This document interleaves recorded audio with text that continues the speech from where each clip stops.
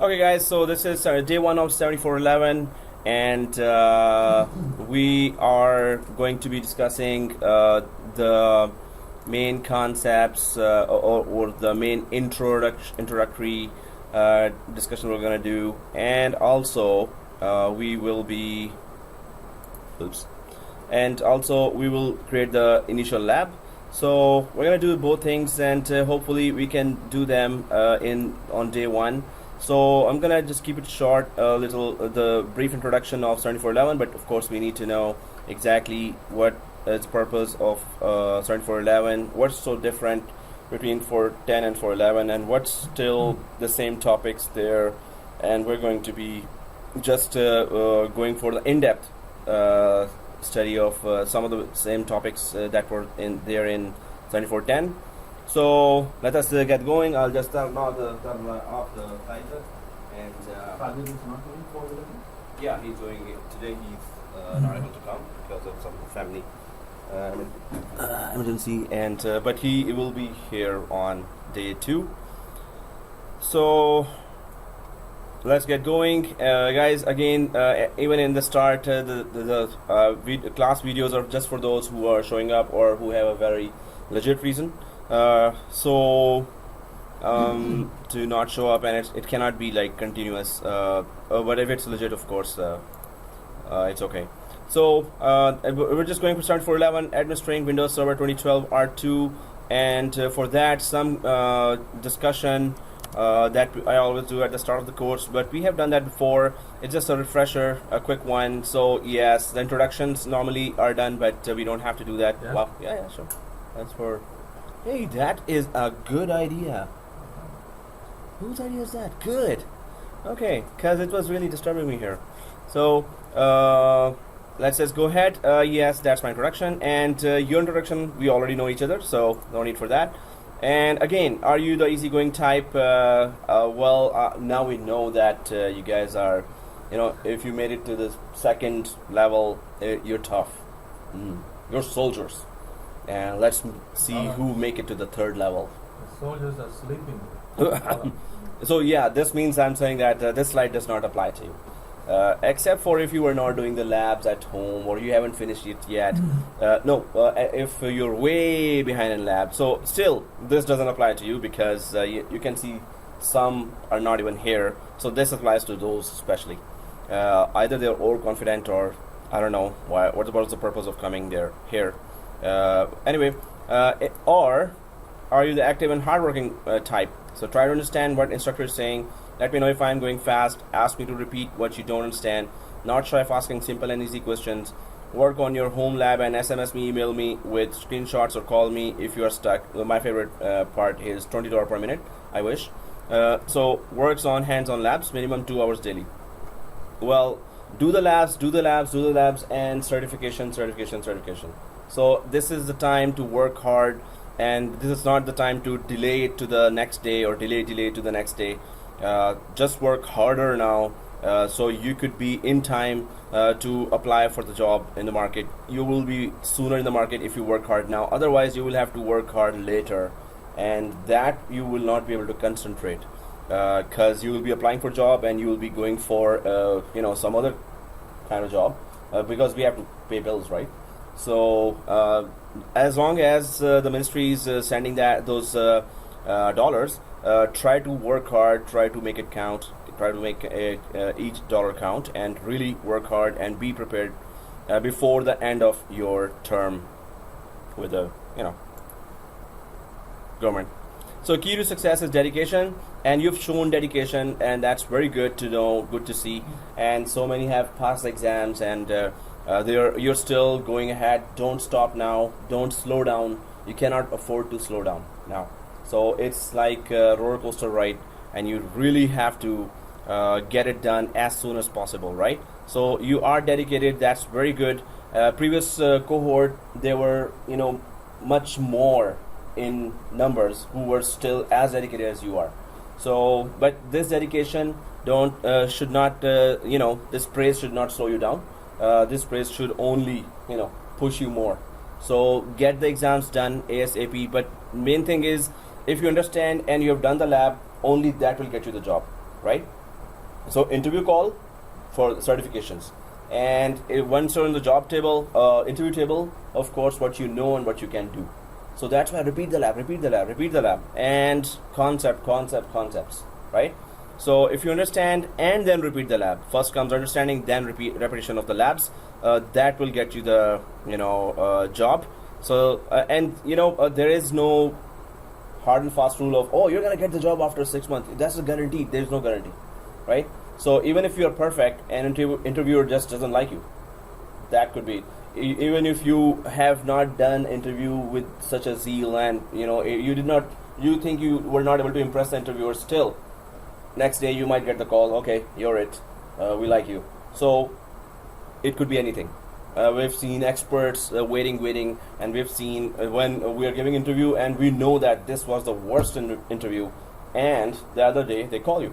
So we never know. Just give it your best shot. That's it, right? There are no guarantees. So previous cohorts, some one or two students are like asking me, "Sir, I did not get the job. Why is that?" So don't go into disappointment. Don't go into despair, right? So it's not easy to get a job. Nobody can guarantee a job. But if you keep on trying and be positive, that's the main thing. You're going to get a job. But if you get into despair, that's what you're doing to yourself. One student actually started blaming another college. Another college, I was just part of that group. So he started saying, okay, I hate this college. What was the purpose of coming to this college? So the whole, all his class fellows really scolded him, and they were about to kick him out. And then said, sorry, I know now, it's me. It's the failure is related to me. My work hard should have been there more, and I should have been more positive. So never blame others. It's your own thing that you have to really work hard. And if you have done, still there is no guarantee, but be positive, because job will be coming. And after 1 year of graduating from the college, some people got a very good job, but they stayed there. They kept on going. They kept on doing the lab. They kept on applying for the job. So there could be things that you might not like, and some may get lucky or get a job sooner. So there is never a guarantee. But the thing is, are you positive? Are you staying positive, right? So, and keep repeating the labs and keep applying for the job. So you have to be determined in that too. Okay, guys. So what does this course covers? So let's have a visit to this Microsoft Skills Being Measured website, and try to check what is so different between 7411 and 7410. So 7410 is like if you have joined a company and that company had nothing. So you just created an infrastructure there. 7411 is, suppose you're joining a company, and it's not suppose, that will be the most cases. Most of the time this will be the case that they will already have a network there, and you just have to join them with, and you have to actually keep maintaining that network instead of or administering that network instead of creating anything, right? So everything is created, and you just have to start working on that. So 7411 412 is all about that. 412 is that working network has gone down. What are the high availability tactics of keeping that network 24/7 365 alive? That's 7412, the job getter course, right? So at that time, so this is like becoming soldiers here. That is like you'll be commando, the soldier of a soldier, much better. So it's like 7412. I hope to see the same numbers or more, but I don't know what happens to students by 7411 end. But if you don't do 7412, then the whole time was wasted, or doing 410 or 411, right? So you've proven dedication, and this must not die down, or you should not slow down. You cannot afford to slow down now. Okay, guys. So here the topics that we're going to be talking about are again the exam here, 7411 165. Guys, now there is another set of exams already staring at you, the MCSA 2016. So of course strategy again has to be that MCSA 2012 do the whole thing, and then go for just one upgrade exam and become MCSA 2016 before you go outside in the market. So you will be MCSA 2012 and 2016 as well, and we need to do some labs of 2016 as well, right, before we leave. And there are some very cool technologies there, so many cool features in 2016 that you cannot leave them anymore. In the interviews, before going to interview, you must know 2016 main technologies, right?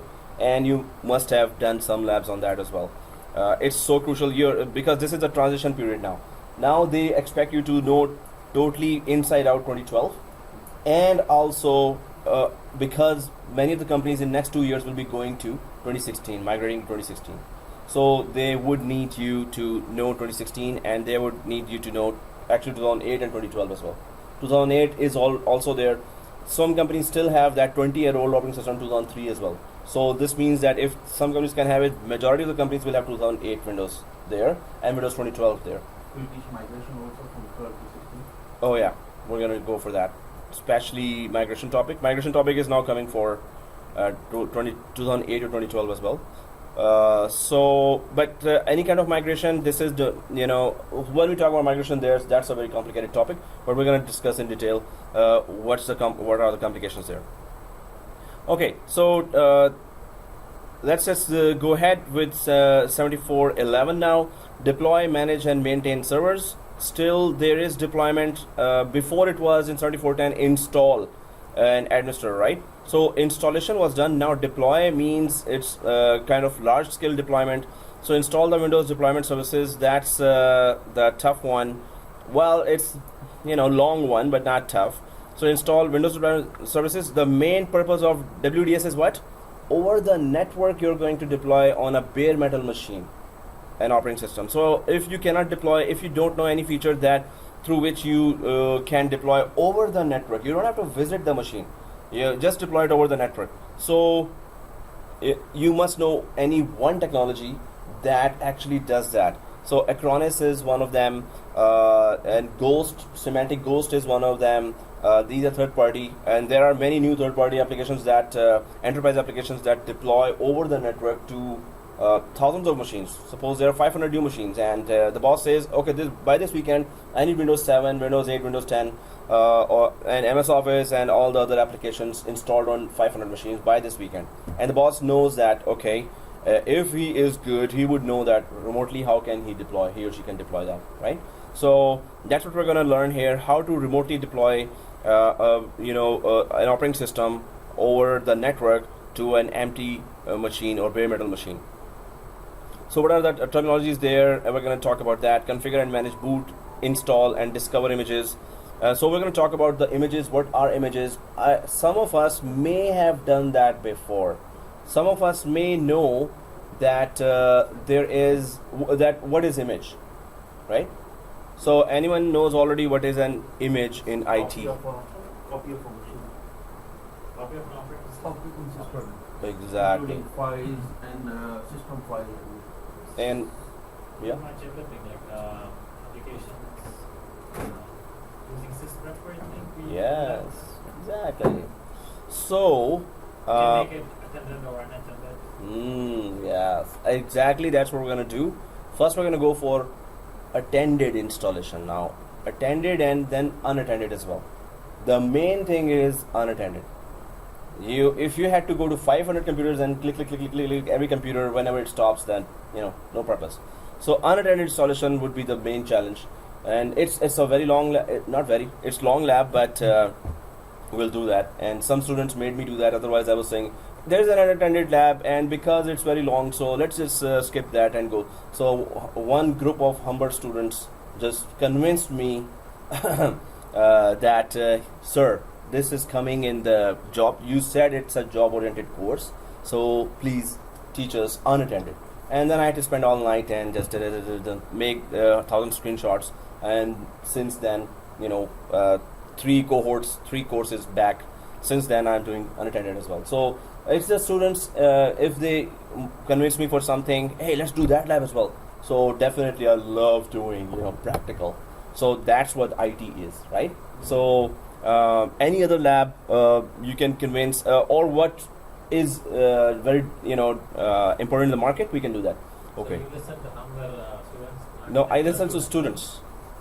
It's not Humber students, but those students started it here or in George Brown. Yeah, George Brown is like Yeah, who cares? So they're like kids. You know, you guys and Humber, you're like so mature students. So we and Humber are kids? No, No. George Brown students are kids. Okay. George Brown. Those are actual kids, teens. High So school? they're like listening to song while I'm doing blah blah blah. They're like. "Dun, dun, dun, dun, dun." So I told them, hey, you like my lecture so much, and sir, what? They're like this, you know, brats I can say, or really spoiled teens. So I'm like, okay, I don't care as well now. Blah blah blah blah. Goodbye. So, but yeah, I have to really care. The day one, I really give a good lecture, and 5 or 6 really follow me among the 20 or 27 students. So 5 6 are with me. Oh, that's good. Okay, guys. So WDS here, the longest lab would be unattended lab, and the most challenging and the most important in the job, that you don't have to touch 500 computers, and from one computer you deploy the whole thing without touching any. You Well, have to do individually or all 500? all 500 in one go, one go. But how it's possible? All the users are different and the SID should be different. No. That's what we're going to discuss. How one image can be deployed on 500 computers and stay unique. That's the specialty of WDS. And also, only thing you need to do is start the machine. At least you need to start the machine, right? As soon as you start, they will automatically connect to DHCP, they will automatically connect to WDS, and they will automatically deploy an image, and automatically it will start, and after 1 hour it's done. That's it. 500 computers done in like what? 3-4 hours? But it's for blank machine or Blank. blank Yeah. machine. There's But a guy here. Yeah. already the machines are installed. For example, Windows 8 or something like this. Oh, okay. Yeah. No. So if it's already installed, then we don't need. It's for bare metal. 8 It's, to 10. oh, you want to upgrade? Yeah. Then you need a much more difficult. No. Then there's another enterprise software called SCCM, System Center Configuration Manager. That does upgrades as And well. still it can manage 500 users. Oh, 500, 1,000, 10,000. You blocked the entrance to the class. Oh, okay. Office, Yes, sir. 365 inside and out. Is there any other? But this is from Microsoft. I think this is publisher is Microsoft, right? No, I don't think so. The publisher, I don't think No, so. I guess it's Microsoft. Well, we have to confirm. If it is from Microsoft and it's inside out, Office 365 and edition is latest, Office 365 Perfect. inside out. That's the one I think we're going to use. I think There's it's from 2 Microsoft. books for Microsoft. One for 346, one for 347. But I don't want to use those two. But does it say that it covers both? Anywhere? Does it have any I idea? didn't see it, no. No, it says in the starting pages, and starting pages are always there. I'll have a look. Oh, thank you, sir. Oops. Okay, guys. You know, when I was working at IBM, like, they were actually telling us, like, IBM was giving us a lot of images. All we have to do is just power on these machines and then select the image and then press enter, it goes through. That's it. Unattended, right? So are we going to do the same too, like That's not. putting? No. So once you start the image, after that, does it stop to ask for a key? Does it stop to ask No, for? not for a key. So that's unattended as well. Actually, how there's like 20 images. Yeah, lists, yeah. right? But you have to go one by actually one. Select the image. Yeah. Install on that computer. Yeah. Are you gonna do that too? Like That we're gonna go one step ahead of that. So we're just gonna start the machine. It's gonna automatically pick up. But then we will do that actually. That where we have to select the image, which image we want. One of the images. Well, we'll have image first as image. well as application. Yeah, That was yeah. for machine by machine, right? Or for whole. Yeah, that can be done. Machine by machine too, but Yeah. when we select the fixing, Mhm. it's showing us from the server. Yeah. Everything is in the server, right? It shows it as Yeah. a list. Yeah, but Yeah. you was not installing 5 machines or 10 This machines. is unattended I'm talking about, not unattended. Yeah, but you only initiated the process. That's all, right? But I'm asking whether we're gonna do that too. Like, Oh yeah, we're gonna do. So that's why there are 4 labs of WDS. There were different aspects of WDS. How does it work and where? But the granddad of deployment is SCCM, System Center Configuration Manager. Yeah. So these third-party deployment applications, do they work on top of the Windows deployment server? Yes. Exactly. Acronis you have to install on Windows Server. Semantic Ghost you have to install. There are 2 more that will be coming in the slide. And it is tell one line, attended machines and unattended machines? Yeah, attended is that it will stop.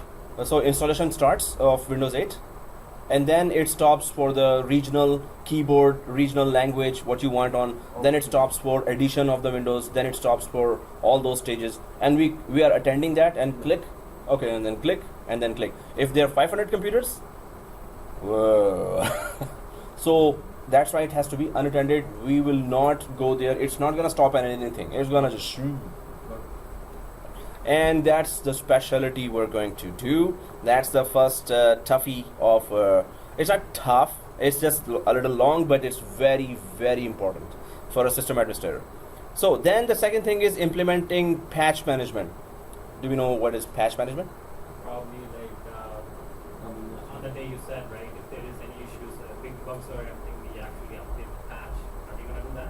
Is that Oh, definitely we're going to do what that. it is? Or Yeah, it is. applying patches? Exactly. Applying patches means the Windows updates. Windows critical updates, Windows driver updates, Windows updates that our computers at home also do. Windows update automatically. Suppose you have to do it on 10,000 computers. So at home, automatically our Windows are updating from internet, right? And it restarts. These Yeah. patches, Microsoft creates and we update it on the. We download it on our. We don't create Windows. our own scripts. No. So, yep. These mhm. patches, Mm-hmm. some companies they don't patch everything because it might screw up their Yes. operating system. Exactly. So they select certain. Yes. patches, right? We cannot blindly just update all patches. We always go and select, and actually we test first. And test, and we check for 2 days. That new patch released, and our environment, there should be a test environment, exact replica of our actual production environment. So we test on our test environment, see for 2 days in Windows event viewer that any errors came. No error came, okay, now deploy it on production environment, right? But we're going to discuss in detail all the strategies. But patch management, if you had to do it for 10,000 computers, how do you do that? And suppose there are 20% of Windows 7, and then there is 60% of Windows 8, and 20% again for Windows 10. For that one we need to create a template machine, right? First. For the patches, Yeah. no. No, even for first. Yes, so you're right. If we are, suppose we have a template machine, we have to update that machine with patches as well. Exactly, you're right. But we can open that machine for 3 times only. We cannot do Oh, that is just for the VMware workstation. Okay. In Hyper-V, as many times you can open them. Yeah, that's just for VMware workstation. Scrap and anything in that machine? No. In that machine, start it and then put the patches and shut it down. Because it's a template extension, so you can just do that easily. So in VMware, when we are doing the VMware course, you're going to see how the template really works there. And majority of the environments will have VMware and Hyper-V, both. Or VMware. Mhm. The production environments where you work, how big is their testing? Is it an exact replica of the production? Exact replica, but maybe 5 machines or 10 machines maximum. And actual machine numbers are like 500 or 1000 or maybe 5000 machines. Against that, 10 machines test environment, that should be exact. Clients should be replica, server should be replica. Normally it's the client machine we are worried about, because I was in the bank, so those were the bankers. So many of them had Windows 7, Windows 8, Windows 10, and we were just working on that. And this only happens in NetPlus. Okay, yeah. Okay. So we were talking about not this. What? Where am I? 411. Deploy management. Yeah, patch management. So with patch management, the thing is that yes, we have to have certain 10 computers, maybe even 15, 20 computers that represent exactly the client environment. Clients have MS Office 2010, so we should have MS Office 2010 in our test environment as well. So I'll tell you some use cases or scenarios where we had to we tested everything and we had to roll it back. That update was wrong. Then Microsoft says sorry or oops. So but we had to roll it back from 10,000 computers, and that was not good experience. And when bankers are pissed off, they are not very nice. They're not very polite. No, okay. Anyway, let's just go ahead. So this is patch management, and you have to be very careful about that. You're about to make changes in everyone's computer, although it's coming from Microsoft, but you're the middle guy, and you still have to test according to your custom environment. Microsoft has no idea what kind of environment you have. They just release the patch for Windows 8. That's it. Hey, I've released it. That's it. I don't care how it works on your environment. So we need to have a test client computer and then test it first. In a production environment, yeah. Issue, Then only deploy. So then, because it might be in conflict with any of our custom settings, it could be. So we only know our custom settings because we set it up. So definitely we have to really test it before we deploy it on 10,000 machines. Yeah. So in those cases, do we also have to look after applications or custom applications, how the patches will affect them? Yes. So suppose they client applications have MS Office, Adobe Acrobat 9, MS Office 2010, WinZip 2, and so on. Some custom applications and banking applications version 3.5 maybe.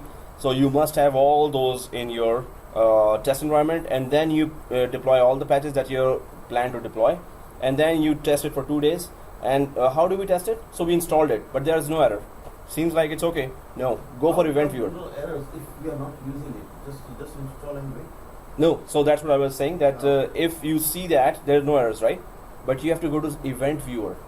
Event viewer will and check every 2 hours. Are there any events, and keep using those applications, like start them, stop them, then come back 2 hours, start them, stop them, or keep it started and do some work, or come back after 3 hours. But test it, and then event viewer will start giving errors if there is any conflict. Yeah.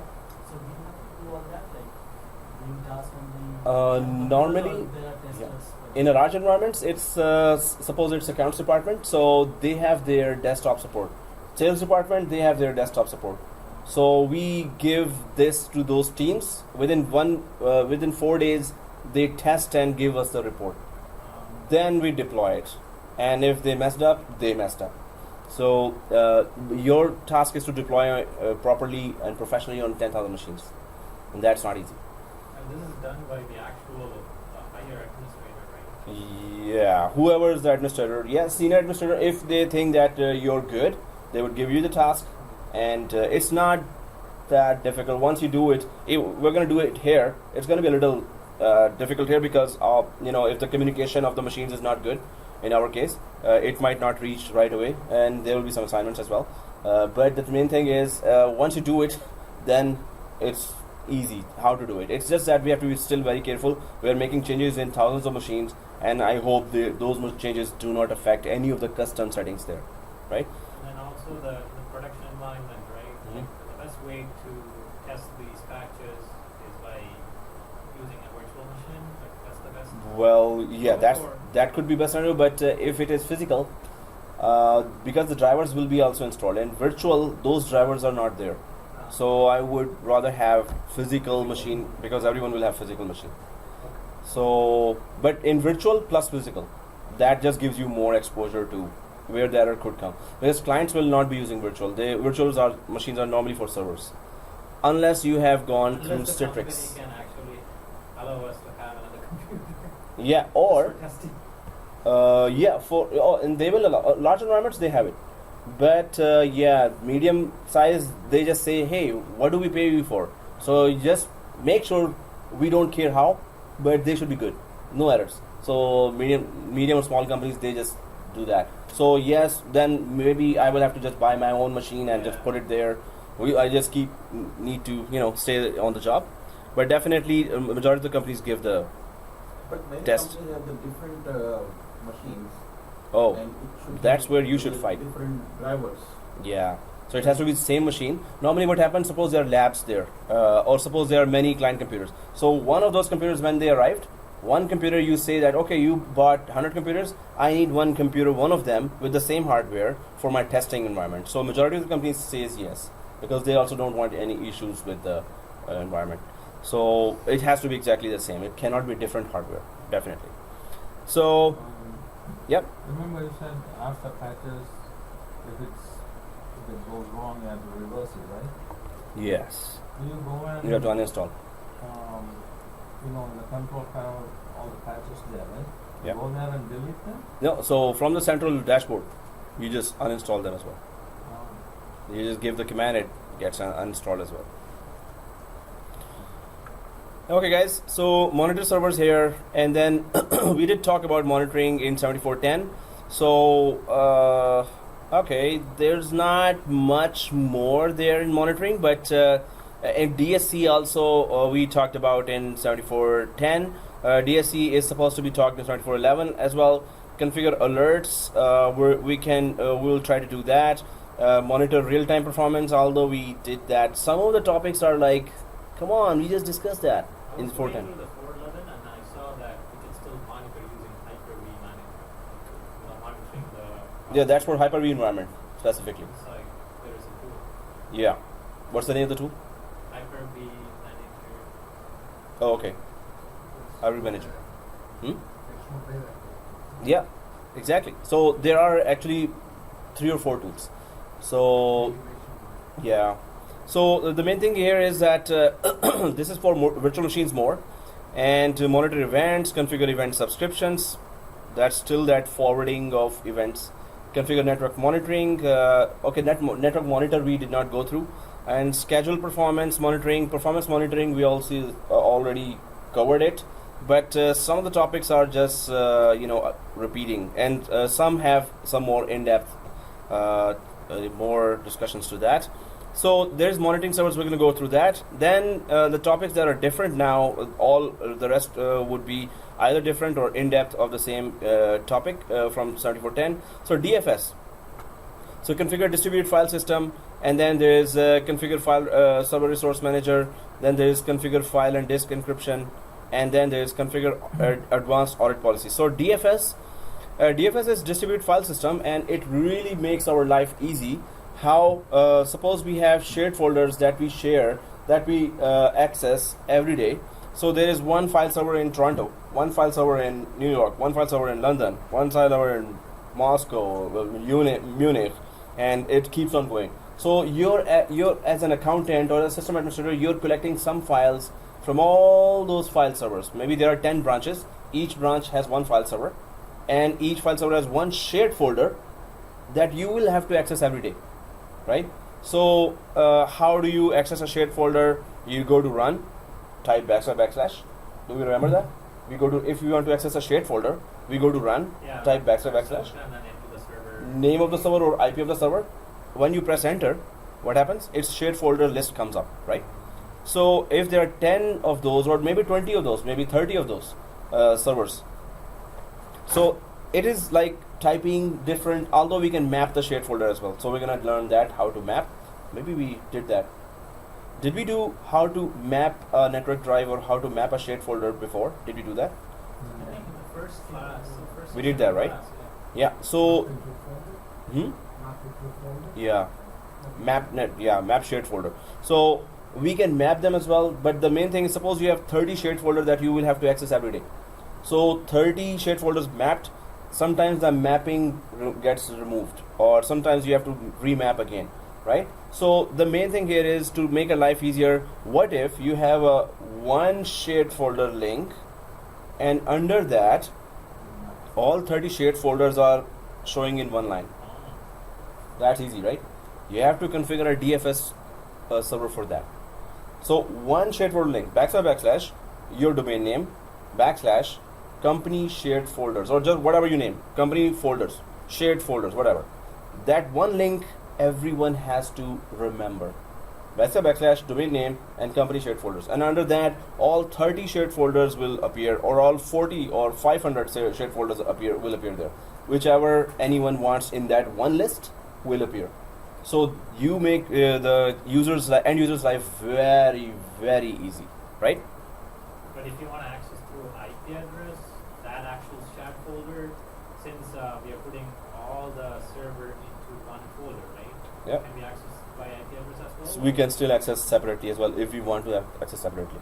Otherwise, one link and there's your share. Oh, there's mine. Okay, double click and you're good. No, I'm talking about the actual. Still separately you can shared folder access. itself. Yeah. By putting the IP address, will it list all the shared folders? Actual. Remember that when we were accessing a shared folder from server 2 to server 1, we were typing server 1 IP, right?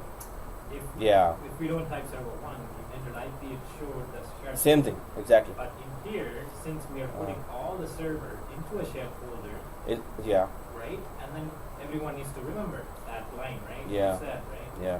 They don't remember. Can they still access that group by entering an IP, unique IP? yes, there is a possibility for that too. So there are two ways you can access that. One is by name, so you put the domain name. The other way, you can just put the server name / company shared folders. So if you put the server name / company shared folders, then you can access that by IP. But if you put by domain name / company shared folders, then it will not be accessed by IP. So we're going to go in depth with that. Yeah. And this question is like, instead of using a name for all the shared folders, can we assign an IP address to that folder? Yes, we can. Yep. But better, if he, you he said that we have to still enter the IP plus the name. of the Not shared just folder. enter the IP in order to get the group. We can do that in one example. There's another example there where you just have to put the domain name / the shared folder. If you use the domain name based access, then you cannot use the IP. If you use the computer name access, then you can use that. But that's what we're going to do there. But the main purpose, right now we're going for brief, introduction. So main purpose here is just put one link, and all shared folders will show there, right? Okay, so FSRM, File Server Resource Manager. This is for the file servers. Normally file servers have files, right? So this means maybe all the users, 2,000 users, 10,000 users will be accessing that file server because they're all files. Anyone ever know about what is roaming profile? It's copy to your local machine whenever you log in from a new machine. So, okay, exactly. So roaming profile, anyone knows what is home folder? A folder that is at home, right? No, just kidding. The So- 9 or 12 folders that you Hmm? the 9 or 12 folders that you have before class. No, not those. Oh, those are not home folder folder. will list all the users' personal folders so that when they go into the home folder, they can able to see their folder. They can access.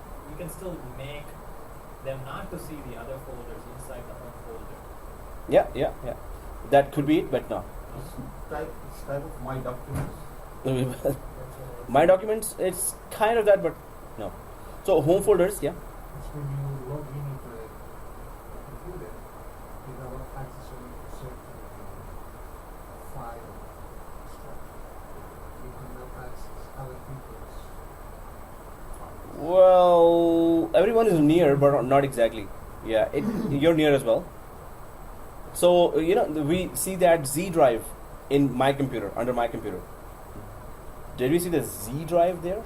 So when we create a shared folder there, no, VMware Workstation has a feature called shared folder. Yeah. Shared something.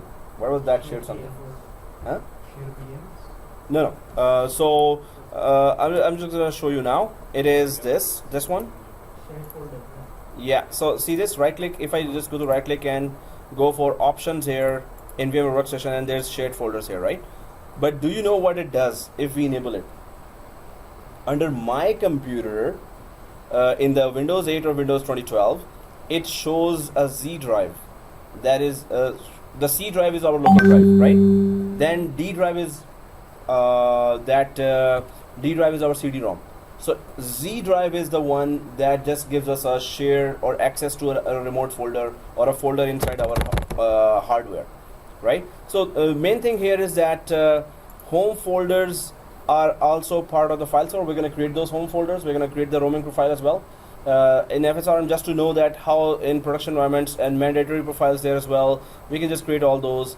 But the main thing is that if you want to handle a file server that 10,000 users suppose are connecting to, how can you maintain that file server properly? You can put quotas there. Quotas, do we know what is quotas? How much Size. like 100 MB Yeah, specifically, or for example, saying Yeah. this much resources only you can access. exactly. Did we do quotas in 410? No. 7410? We did not do quotas, I right? was going through some questions in the thing. 410? Saw one of the questions on 411. Wow. Okay. So definitely we're going to be doing that lab here, and configure reports, file screens, quotas. So thousands of users will abuse that file server if you don't put those restrictions. They will abuse it, right? If you put those restrictions, you'll be in peace. Otherwise, you'll suffer. The hard disk will finish right away. Very, very soon it will start finishing. You will start giving warning, please remove your stuff, please remove your stuff. Instead, why don't you just put restrictions? Hey, every student has, or every employee has just 1 GB or 2 GB of space there.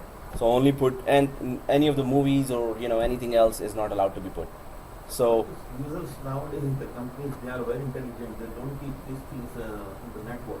yeah, they should not. Everything on their Yes, normally users just say, oh, this is my private folder, so let's just dump here everything I needed. So yes, they should not, but I've seen the other case that they put this thing that nobody can see it. So especially in university, I was an administrator in university as well, so there we were having that problem. Students were just putting whatever they want, MP4 songs and video songs, audio songs and movies there. So you can configure file screens that can block any .mp4 extension to be downloaded and placed on that folder. So any Maybe type of Maybe even put those torrent files too when someone tries to copy a torrent file. if it's a .mp4 extension, suppose, and you blocked it, you can block it. No, I mean Oh, for example, .tor. if we don't block, right? For Hmm. example, I told you this example Yeah. that day when I was working for a company. One of the employee actually transferred some torrent files, movie Hmm. files into his computer. Mhm. The next day he got fired. So now Mhm. they found out. Oh They yeah. find out. Oh, there are applications that do that. Oh, that was in our Third-party applications. bank environment as well. That application that just shows exactly what file was downloaded from where. So that name of the application I forgot, but I'll try to see that when we are going for this But topic. Thing is, next day he got fired means they were monitoring every user's computer, and somehow it just popped up to them, right? It's not like they didn't go to his computer and then saw the files. Maybe they were monitoring his computer because of the abuse they might have discovered. Maybe he's regularly doing that, right? So they No, no, must no. be monitoring He now. didn't regularly do that. If he it's against the company policy, right? We should not copy because it's an agreement. Yeah. He did it for the first time and they didn't even give him a chance. So to fire him. he said that he did it for the first time, right? Yeah. Okay, He did cool. mistakenly. Yeah, but definitely, yeah. So there are software easily. That's The like common. software actually showed to the administrator that this guy copied this Yeah, file. yeah. I was able to do that like 15 years ago with very small free software that would tell me on the other computer that what exact file was opened, what exact file was downloaded, and what is the name of the file, what is the extension of the file, everything about that. And daily, if somebody was downloading daily, I was knowing right then and there. The message will come, okay, this file downloaded by this user on this computer at this time. The whole thing, it would tell me like 15 years ago. So now it's like, whoa, there are so many applications that can do it even better. Okay guys, so FSRM will handle the file server very efficiently. So otherwise, if you don't put those restrictions, you're going to be in trouble asking for, hey, I need 10 terabyte more, sir. I need 20 terabytes more, sir. And then they would just say, oh, I need another administrator, sir. The boss would just say that because you're costing them a lot. Instead, be sharp and actually manage that file server, right? So the best administrator is who saves companies money by different techniques, different features, using all the features. So we should know if the features exist there. If we don't know that, okay, then Google it and try to put that feature, introduce it. Hey, this feature, we save that much money and we are efficiently managing this. So if you're going for all new things and trying to implement them, that would be great. But never, if you're not a permanent employee, if you're a contractor, never fight. Okay, right? So there were two guys in the bank who actually were the perfect VMware administrators, perfect. But when they wanted something, no, this is it. This is what you should be doing. You're not doing. He was fighting with the permanent employees. So if you're a contractor, I was a contractor, so I was like, hey, you're right. Oh, you're right. I know you're wrong, but you're right. No, inside I knew he was wrong.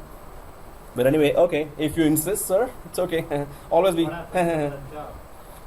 Huh? You were working there, what happened to the job? They didn't renew you? No, it was 5 years. The project's finished, Right. and hundreds of us were, said, okay, bye bye. Okay, sure. Seriously. When was it? That was like 1 year ago. Yeah. Then there were other jobs. I just went for this field.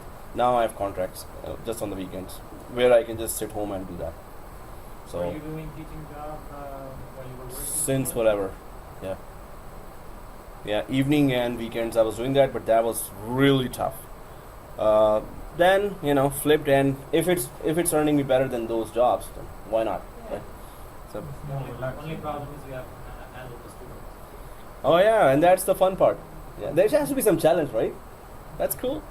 So yeah, there's rarely it's just that students really are giving problem. Otherwise, we're always friendly and it's like yeah, and you get fat as well with that.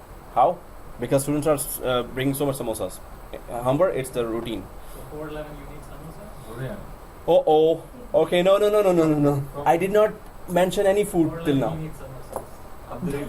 So he's upgrading his No. he's upgrading his treats. Yeah, no, that's for Humber because there's a shop called Samosas and Sweet Factory, and their samosas are the best in GTA. Okay, anyway, so let's just keep going, guys. Nobody knows samosas.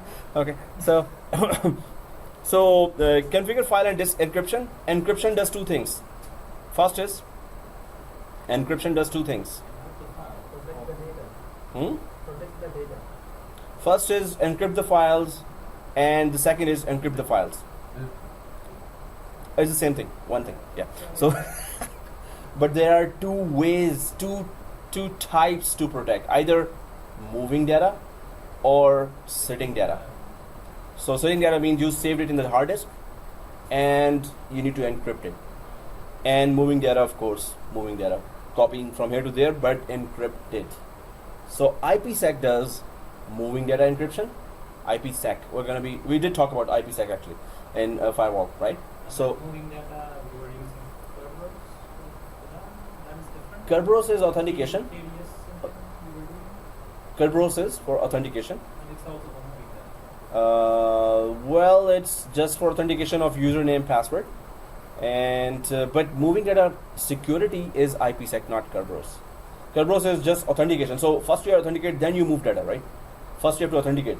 So Kerberos does authentication, IPsec secures moving data.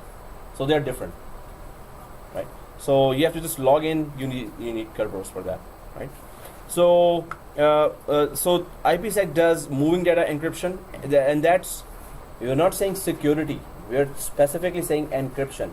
Security could be done by many other things as well, other than encryption as well, by making sure that username password is correct, making sure it is coming from the same server, correct server. So, but encryption is the main thing here we're talking about. So file and disk encryption, we're going to do encrypt. We're going to encrypt the disk, and then we're going to decrypt the disk, and then we're going to check how encryption really saves our data. It's only about saving data, not the file carrying the data. If you want to save the file as well, suppose somebody deletes the file. He didn't get the data, right? Your data is still saved. Suppose somebody wants to double click and, okay, now you don't get the data because encryption is there. Suppose somebody steals the file, he or she would be able to do that, but when you double click it, you cannot access the data. That's encryption, right? So that's where we need to check what is BitLocker and what is EFS. So BitLocker is the whole disk is encrypted. The BitLocker is whole disk is encrypted, and EFS is file and folder encryption. EFS is file and folder encryption. Either you, yeah, What is the full form of EFS? encryption file system. So EFS, one file you unencrypt, that's it. But with BitLocker, you cannot do that. BitLocker, either you unencrypt the whole disk or not. That's the main thing, right? So different technologies, different features for different scenarios, right? Just one file, two file, three file, go for EFS. The whole disk, go for BitLocker, right? And moving data, go for IPsec, right? So we're gonna try to do that all, and then we have auditing. That's the main thing. Suppose some movement was, or somebody said, oh, somebody just messed up with my file, and I have full security there, and they ask the administrator. So administrator says, okay, I will find out, and they would say, what? You don't already know that? In 2017, you don't know that? You're a system administrator and you don't. Okay, anyway, blah blah blah blah. But because the guy actually lost his file, so he has to be pissed off, right? And he's rightly pissed off at the administrator because the administrator is supposed to save this. So then once you get suspicious, you enable auditing on that folder. Now whenever whoever access from some username, somebody has to access, right? So what time somebody accessed, and with which user he accessed, and which file the user actually double clicked. Was it a successful entry to the folder? Was there a failure to enter the folder? This means you were not able to enter, but there was a failure of somebody's trying to guess the username password, right? So if you get suspicious, start auditing the folder, right? Or for CEO's folder, managers folders, and directors folder, just go for auditing directly. Without, don't be reactive, be proactive. Just do it, just start it without even them telling them that you're already auditing them. Okay, so then auditing is there through group policy, and there's a command called auditpoll.exe, create expression-based audit policies, create removable device audit policies. So these are the types. We're going to talk about that in detail and try to do that lab. So let's just go ahead, and then there is services, network services and access. Again, this time we go in depth with DNS. And DNS zones, and configure primary and secondary zones, configure stub zones, configure conditional forwarders, configure zone and conditional forward storage in Active Directory. Seriously, so that goes really in depth with DNS. And without DNS in depth, wow, your handling Microsoft environment is not easy if you don't know DNS in depth. So configure zone delegation, configure zone transfer settings, and configure notify settings. So all these. And that's just one portion of DNS. Then there's DNS records, and we already know what are so DNS resource records are there. We already know what is A record and pointer record, PTR record, right? So A record and PTR record. So PTR record is always configured in forward lookup zone, and A record is always configured in reverse lookup zone. At once, Tarun says, he just reads my mind before I'm even starting doing that. Wow. One day when I am able to trap you, that day I will do that. So anyway, but yeah. Dance, eh? Well, I'll just do this. Yeah. He wants to see you dance. Oh yeah, that could be it as well. So it has to be genuine. It has to be a genuine trap. So I will try to know that. Is it genuine or is he making me dance? Anyway, no, I'm not gonna ask. Okay, guys, but the main thing is A record is created in which zone? Forward lookup zone or reverse lookup zone? A record is created in reverse lookup zone or forward lookup zone? That line has some response, but this line, okay, forward, there's a forward. Oh, forward. A record is created in forward lookup zone? We all agree. Maybe you're wrong. No, we are right. Alright. Okay. That was confidence. Next question you can ask them first. Reverse lookup zone is created in. There is no reverse lookup zone created. In reverse lookup zone, you create PTR record, pointer record. You can see to the left, and Tarun may be doing this. So in that case, you will have a good help. So, oh, okay, now he's blocking. So yes, PTR record is created in reverse lookup zone, right? So, but there are, start of authority record, name server record, SRV, service location record, CNAME, alias record, MX, mail extension record. So all these, and then there's time to leave at 2 o'clock. No, it's not that. Time to live, TTL, and wait. So, and then there is miss round robin.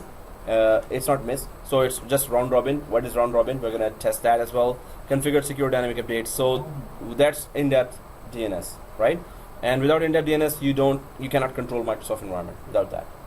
So we're gonna do all those labs. Then we connect to Microsoft VPN, virtual private network. First question is VPN. First, wow.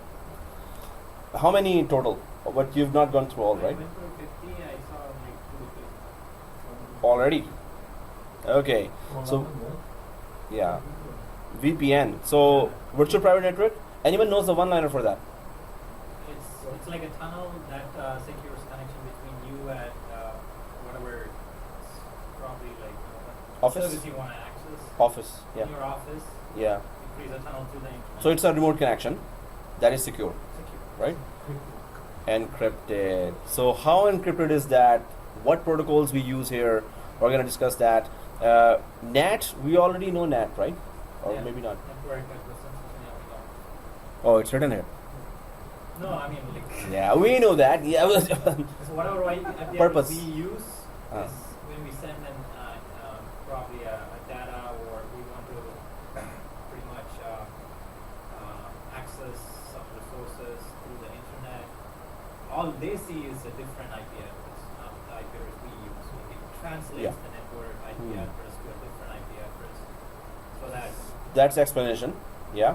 so If I want to go for one line only, NAT. What is NAT? One line. one line answer. That translates private IPs to public IPs and public IPs to private Yeah. So it translates public IP to private IPs, right? So that's NAT. And please do write it down. Before interview, you would not have any words to explain, right? So give us a review for yeah, Again, NAT. I will get that one. Oh yeah, you're waiting for me to really work hard and do that effort. Of course. So configure VPN settings and configure remote dial-in settings. Anyone has ever used a dial-up configuration? You used to have modem? Back home in Like- India, I used to have call tiger. You know that free internet call tiger. Oh You yeah, heard yeah. about that? Well, it could be a different name, but it was a modem It was that connects to the phone line, Yeah, and then the And it sound. was like, Yeah. So yeah, and then when I try to access a picture, the picture comes like this. yeah. It takes like a minute. Yeah, those were the days. This means majority of us here are old people. No, just kidding. Yeah. Okay. No, at that time I was. No. Michael is I young, was but 10. others are old. Yeah, I was also young at that time. So okay, guys. Here, VPN is you need an application, right?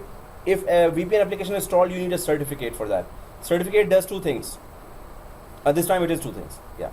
So certificate does two things. One is authentication. Second is encryption. That's what certificate does. Certificate is a very small file, which is 40 KB or kilobyte even. Very small file. But it has all the information about you.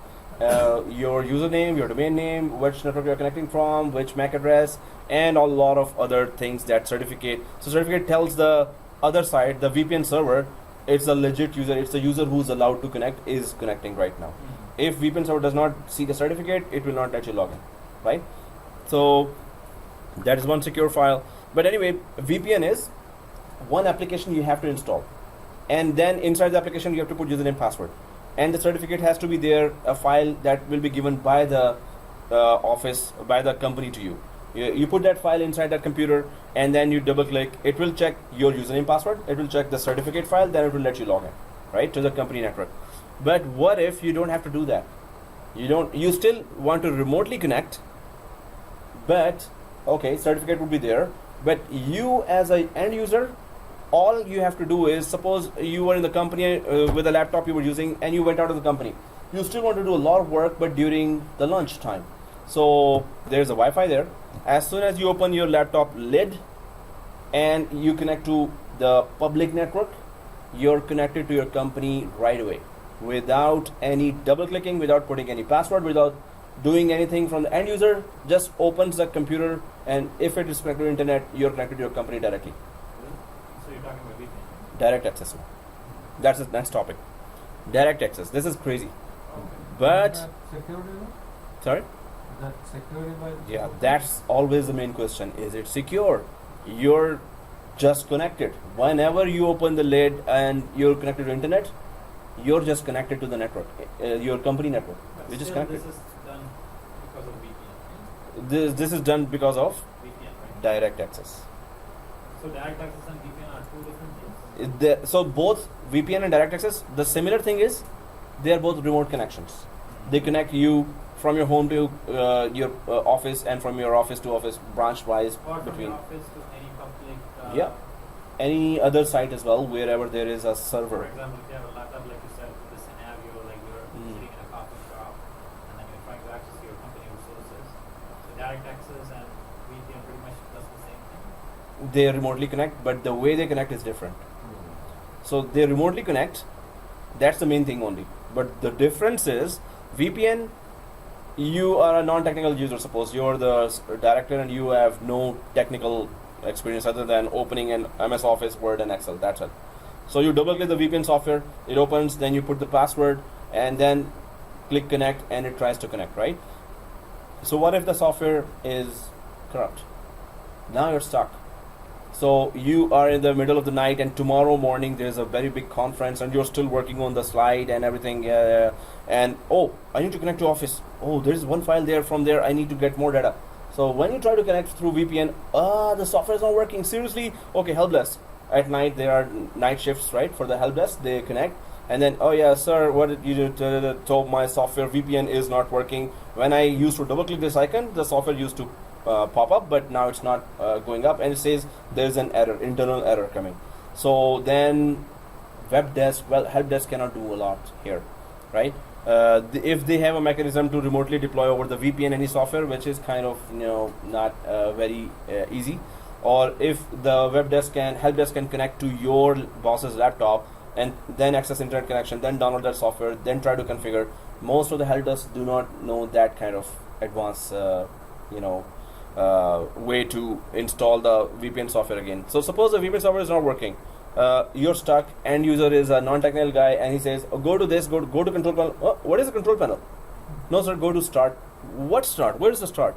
So if you're dealing with these kind of people, and they are the guys who are writing your checks, so you have to be very polite, you have to be very clear, otherwise they will not write your checks, right? So yeah. On my last job, Mm-hmm. to connect to the company from outside, you have to launch a small program, for every minimum program, and they give you a piece of, you have to keep it in your keychain. Oh yeah, dongle or yeah. It will give you a number, Mm-hmm. Oh, and you have only, once you start the program, you have 1 minute. to put that. Otherwise the code will change as well. Then you put that.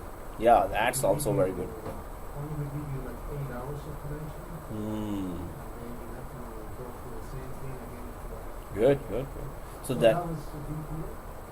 So VPN is if just like that is just security measure. After that, how you connect is the main technology.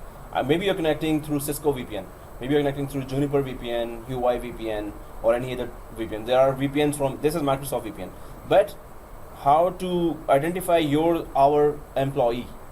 So then there are many ways to identify. But after identified, you have to use a VPN still.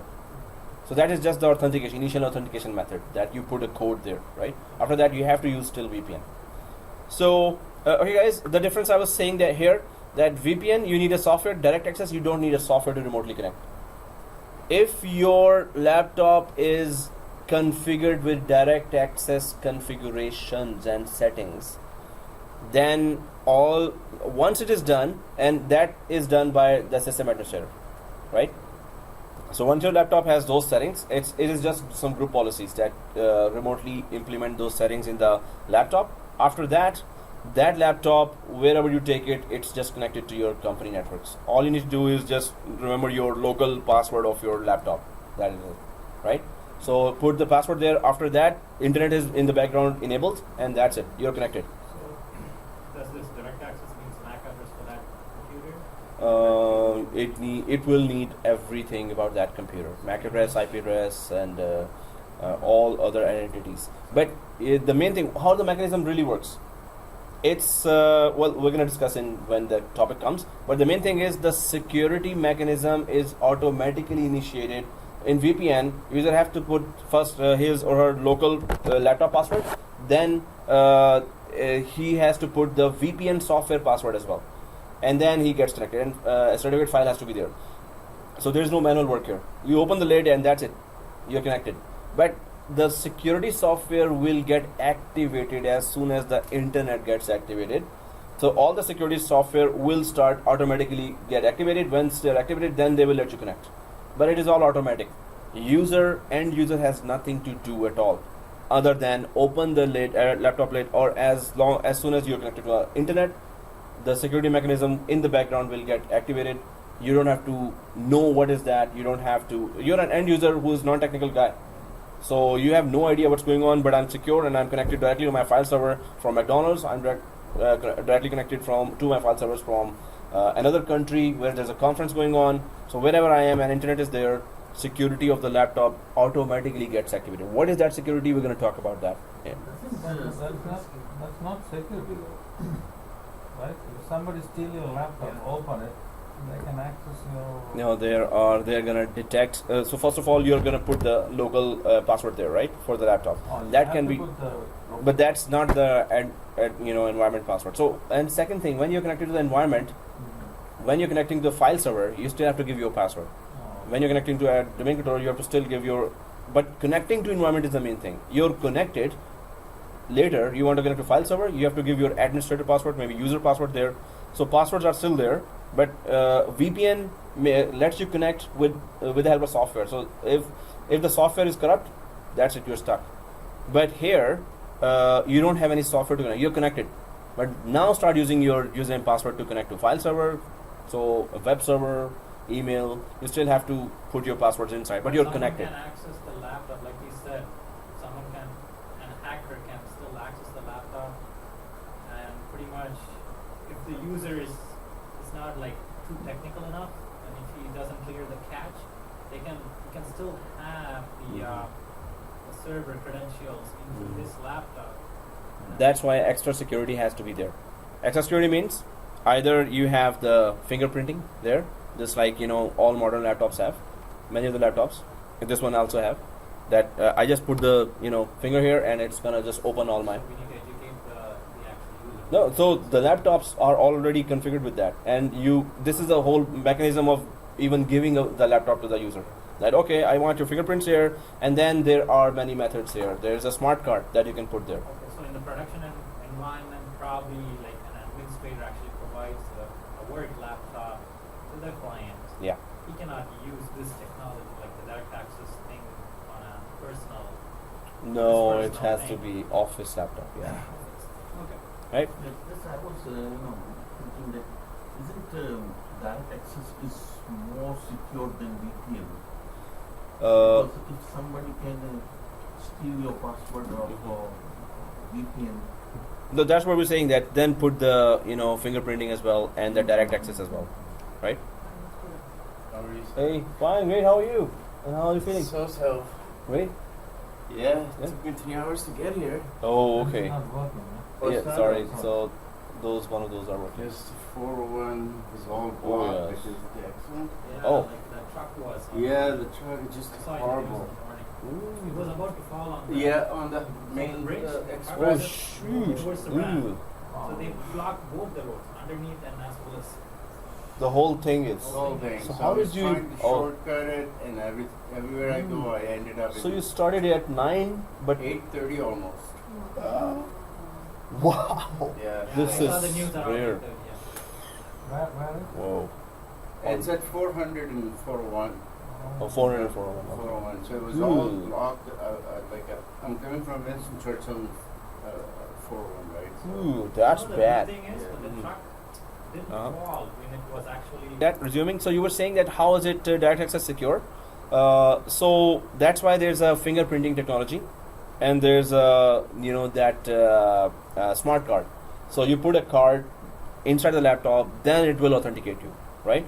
But as far as the connectivity is concerned, as soon as you get authenticated from external resources, it's a company laptop always that you will connect or implement the direct access. So company laptops already have, newer laptops have many very good security mechanisms there. So if you don't connect the smart card, it's not gonna log you in. Or if you don't put the fingerprinting there, just like in movies, they just either match your fingerprint or they are just putting that and then you can put your finger. So there are many ways then still. Anyway, so they're scary ways. Huh? Yeah, there are some companies that they allow you now to bring your own device, bring your own device. They give even iPads too nowadays instead of laptops. They give iPads. iPads as well.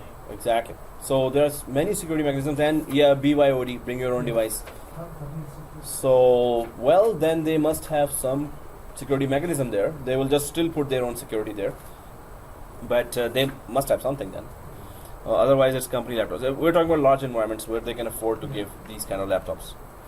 So direct access still, it's a little, you might not see that a lot in companies. VPN, of course, is very commonly being used, but maybe direct access still. It was introduced in 2008, Windows 2008. It was not. It was difficult at that time. You needed 2 public IP addresses for that. Public IP addresses to just configure direct access, which means you're paying for the public IP addresses as well, not private IP. Now to 2012, the setup is you don't need public IP addresses, you don't need certificate servers as well. So we're going to discuss that. What are the new security measurements or steps or features we have implemented? So let's get going. And then there is NPS. So that is Network Policy Server. So again, here we are remotely connecting through branches with VPN and direct access. Then again, the policies that you have to implement as a system administrator when there are hundreds or thousands of users connecting to your company remotely. At that time, what kind of security measures you have for the outside traffic coming inside to your environment. And so that's why there is radius. What is radius? So radius normally is used for where thousands of connections are coming from outside, especially in ISP. You would find radius, or large companies where you have so many connections coming from outside from different. Suppose there is a Citrix gateway, Citrix server. So Citrix users are connecting from outside. Then there is remote desktop server. They are coming from outside. Then there are other servers they are connecting from outside. So there are many ways users are connecting through different kind of enterprise applications. And in that case, you need some kind of application to organize and authenticate those connections and audit those connections. Radius server specially handles those large connections, large number of connections, and authenticate them, authorize them, and do the auditing for them, right? So it's for outside connections or a huge amount of connections that are coming your way. You need a middle guy, and they should not be just directly connecting to your domain controllers after going through the VPN server, after going through the Citrix server. So they should be handled by the radius itself. Radius will handle all the traffic, take in all the traffic and organize it, and properly give the reports to you, and will manage them for maybe their idle sessions. Somebody's connected for 2 hours and doing nothing. It will disconnect as well automatically. So there are many features in radius, but it handles large traffic that is coming through perimeter servers or perimeter devices. So that's what radius is. Perimeter devices means still inside the forest? Yeah, it is inside the forest, inside the network in DMZ, or demilitarized zone. So after the external firewall, then you put the VPN server. So the user connection will go through the router, then firewall, then it will hit the VPN server. VPN server will ultimately decide, okay, this is our user or not. Then it is supposed to let the user enter and use our environment, but there will be a radius server also sitting there. Okay, let me confirm that user as well, VPN server. So, but in large companies, there may be 5 VPN servers. Maybe there are 10 VPN servers. There are so many users, right? And then there's Citrix servers. There are other enterprise applications that are also accepting connections from outside. So all those 5 or 6 or 10 servers that are accepting connection from outside, they have to still go through radius to use the for those users to actually start using inside environment. They all have to go through one radius server as well. That will actually regulate and organize the traffic. So radius is sitting behind the front end servers that are taking all the hit. So right behind them is radius server that is there to regulate the traffic, organize the traffic, and audit the traffic, authenticate the traffic. So radius is just an extra layer of security, you can say, with this organizing Without the radius server, no one can access any resources from Without that also we can access. So through VPN, after suppose VPN first receives the connection, and then after that, if it still also authenticates the user, and it will only let those users go which are our users, But then after VPN, you have no other second layer of security. So maybe hackers already know that, that's just one layer of security. After that, there's nothing. So let's crack it and try to attack. So there's then radius as well, second layer. It's not only security, it's also to regulate the traffic, to organize the traffic. You will have very good reports of how many users connected, 500 users connected from Citrix, 500 users connected from remote desktop, 1,000 users connected from there, and what type of users were there, how long did they connect, and when did they disconnect, how much data they transferred. So all reports will be there. So radius really regulates the external traffic which is going inside. Not only authenticates, but authorizes and regulates as well, audits as well. So there's a lot of functionality that how that traffic is coming from outside to inside and what they are doing. Overall reporting, right? After authenticate from VPN, you don't need to put another password for radius, right? I don't think. Yeah. Well, it's up to you. It's up to us. We can put a password. We don't have to put a password. But the main thing is it regulates the traffic, right? Radius. So it's a big server. That's why the whole there are so many topics there just for radius. Then there is NPS or network policy server. There are NVS policies. So policies just say that how you're going to filter the traffic. How would you encrypt? How encryption will work for outside traffic. And IP filters just means that okay, the traffic can come from whatever. It's not working?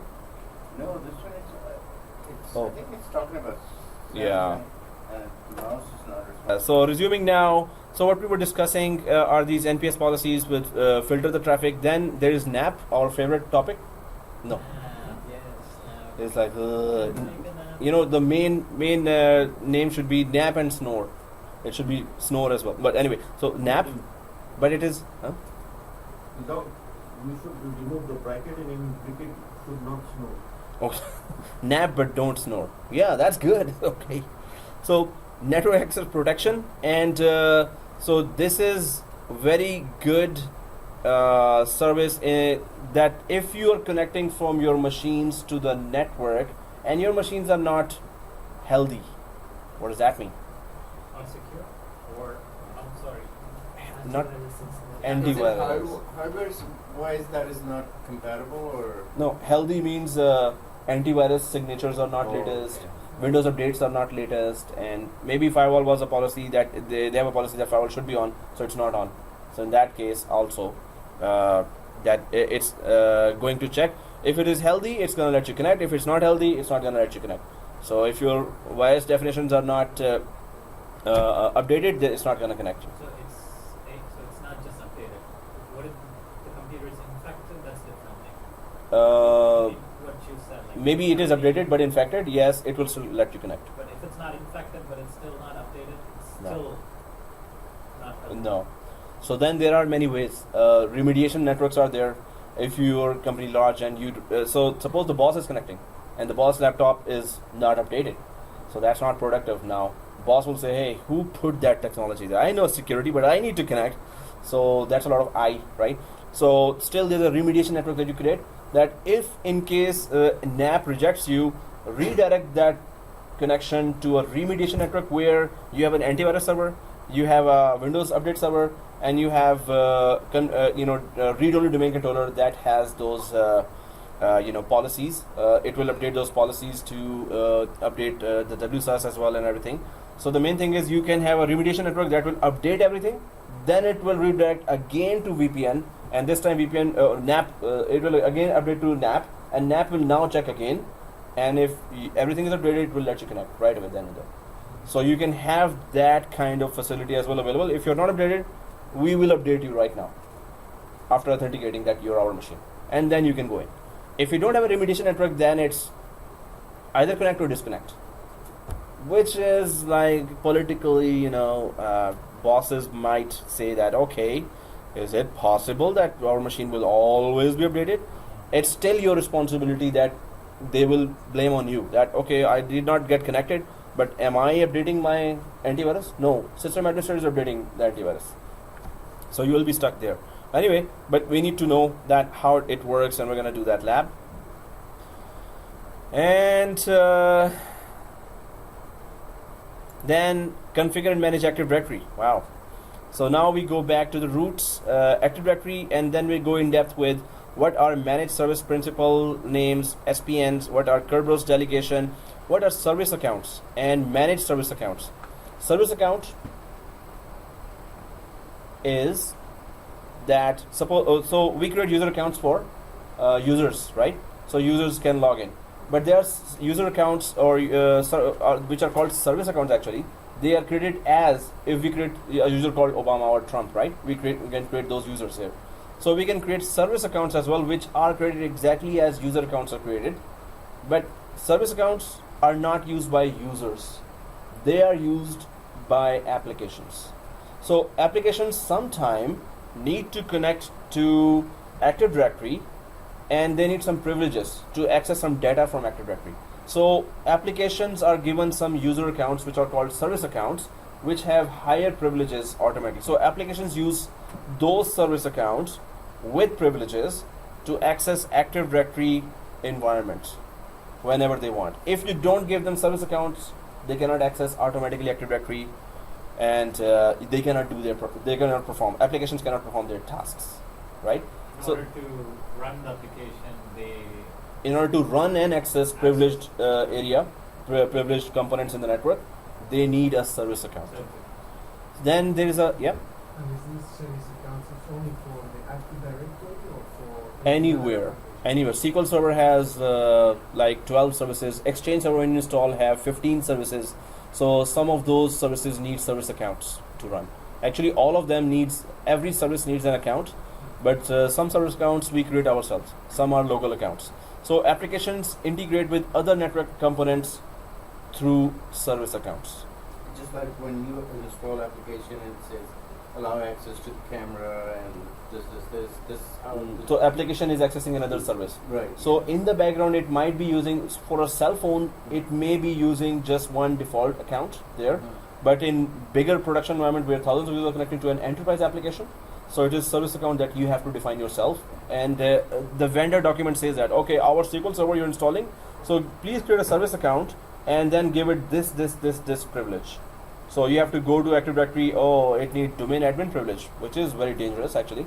Or it needs some other privilege on that file server, or it needs vendor document normally explains that our application needs these 3, 4, 5 or 6 service accounts, and you need to create them, and you need to put different levels of privileges there for each account. So the application can automatically, through the service account, can access another network asset automatically. You don't have to do that.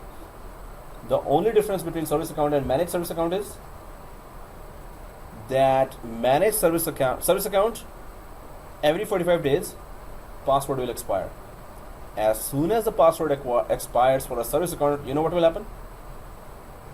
You can't access the services. The service cannot use that account to access privileged areas of the network. This means application is sitting doing nothing, saying, hey administrator, go ahead, change the password so I could work, basically.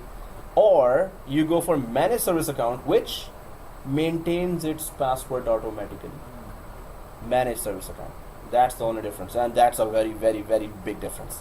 That we really need managed account. We cannot just, in a large environment, there are so many applications that have different service accounts. We cannot just keep on maintaining them ourselves when the password expires. Or you can say password never expires, but better you put a managed service account that changes the password.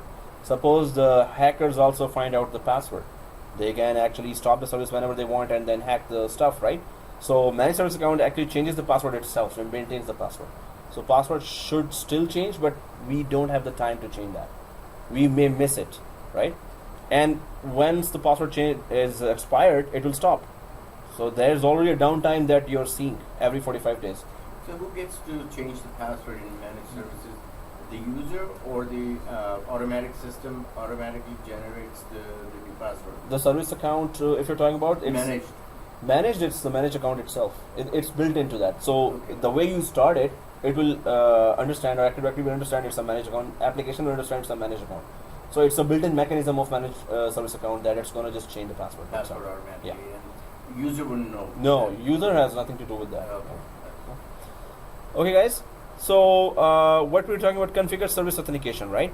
So we're going to talk about all these configurations as well, then configure virtual accounts as well. What are virtual accounts? We're going to talk about that. Configure domain controllers. Now here comes one of the most important topics, although others are still important, but transparency's operations master roles, which is, I was talking about, I had mentioned the word FSMO before, FSMO. So flexible single master operations. So this is operations master. FSMO roles are the most important roles on a domain controller. So the first domain controller gets FSMO roles, right? Whichever is the first root domain controller or root DC of the root domain, right? Root domain is the first domain in the forest, and root DC is the first domain controller of that domain, right? So that gets 5 roles that has unique tasks to do, and those tasks cannot be done by 2 same servers. For example, DNS, you can have 3 DNS servers, 4 DNS servers, they just start load balancing. You can have 1 domain controller, 2 domain controller, 3 domain controller, 4 domain controllers, they start load balancing. And you can have 1 WDS, 1 WSUS, or any other type of servers, 2, 3, 4. But these FSMO roles do such kind of tasks that only 1 server can hold those roles, and only 1 server can perform those tasks. You cannot have 2 FSMO role holder servers. So FSMO roles can either be here on 1 domain controller, or they could be there on the second domain controller. They cannot be copied, they can only be moved. So these are those set of unique tasks that only any 1 domain controller can perform throughout the forest and throughout the domain. So FSMO role holders perform unique tasks that cannot be moved. That's what we can say basically, but we're going to spend full 1 day, 1 lab only on FSMO roles, because it's so important. In every interview, FSMO will come. It is not may come, it will come. If you say you're MCSA, you better know FSMO, FSMO. Is this the one that has BDC emulator with master? Yes, exactly. So that's why I was saying 7410, that this is 7411 topic. And this is the 7411 exam contents that we're talking about. But they put, across all the papers, some of those questions that are not supposed to be there. So FSMO roles, we're going to go in detail, and we really need to talk about that. So we're going to talk about, we're going to perform that. And then we go for install and configure. Sorry? Then we go for break after that. Yeah, we are on the last few topics.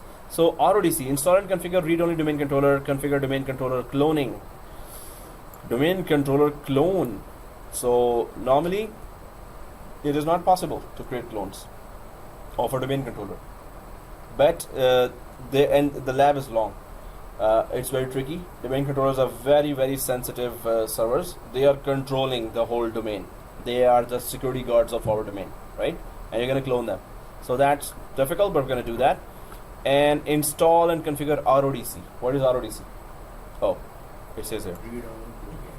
Yeah, read-only domain controller. What does they do? What do they do? Cannot make changes to the service or the content of the Domain controller. domain controller. It's an Active Directory especially. It's only read-only. Yeah, it's read-only, and the main thing is password hashes are never locally cached out of the box. So if you install a RODC, passwords of any users are not available locally there. So in when we say domain controller does AAA, it read-only domain controller does AA, not AAA. One of the A is missing. Which A is missing here? So AAA, what is AAA? Counting is missing. Authentication, authorization, accounting, that's AAA. That's a read and write domain controller does, right? Read-only domain controller does AA. Authentication is one thing it doesn't do. Read-only domain controller. If there's a username password written in that branch where RODC is there, so RODC will receive the request and it will forward that request. Hey, I'm not authenticating you because I don't have your passwords. If I'm hacked, nobody can get your passwords. That's RODC, right? So half of the class time we will do that RODC. We're going to install that. We're going to understand that, but password hashes are not stored locally. That's one liner for that. RODC. If you don't have passwords of users, go ahead, hackers. They have nothing to hack there, right? So authentication is missing, but authorization and accounting is still done by RODC, right? But how to configure it carefully, that's what we're going to do in the lab. Okay, then maintain Active Directory, and that's. Oh, I thought that was the last topic. Okay, so this is the second last. So maintain Active Directory, backup Active Directory, and sysvol. We know sysvol, right? So we're gonna talk about that in detail now as well. And manage Active Directory offline. If domain controller is offline, still you can manage it, install and remove some features. Optimize an Active Directory database. So Active Directory could be working, with thousands of users. You've created thousands of users in 10 years time, suppose. So you need to optimize the database. Sometimes you're trying to access, some users are trying to access that. So sometimes the Active Directory operations go slower and slower and slower. So how do you optimize the Active Directory database itself? Anyone knows what is the Active Directory file name? The actual file name inside which everything Active Directory is saved. Yes, ntds.dit, D-I-T, right? ntds.dit. So today we're going to install our full environment again, and we're going to see where that is. But always remember that what is the Active Directory main database file? It is ntds.dit, right? So we're going to go for configure Active Directory snapshots. So Active Directory snapshots can also be performed there, and optimize an Active Directory database, clean up metadata. That's what we're going to do in the FSMO role lab, that what is cleaning up of metadata means.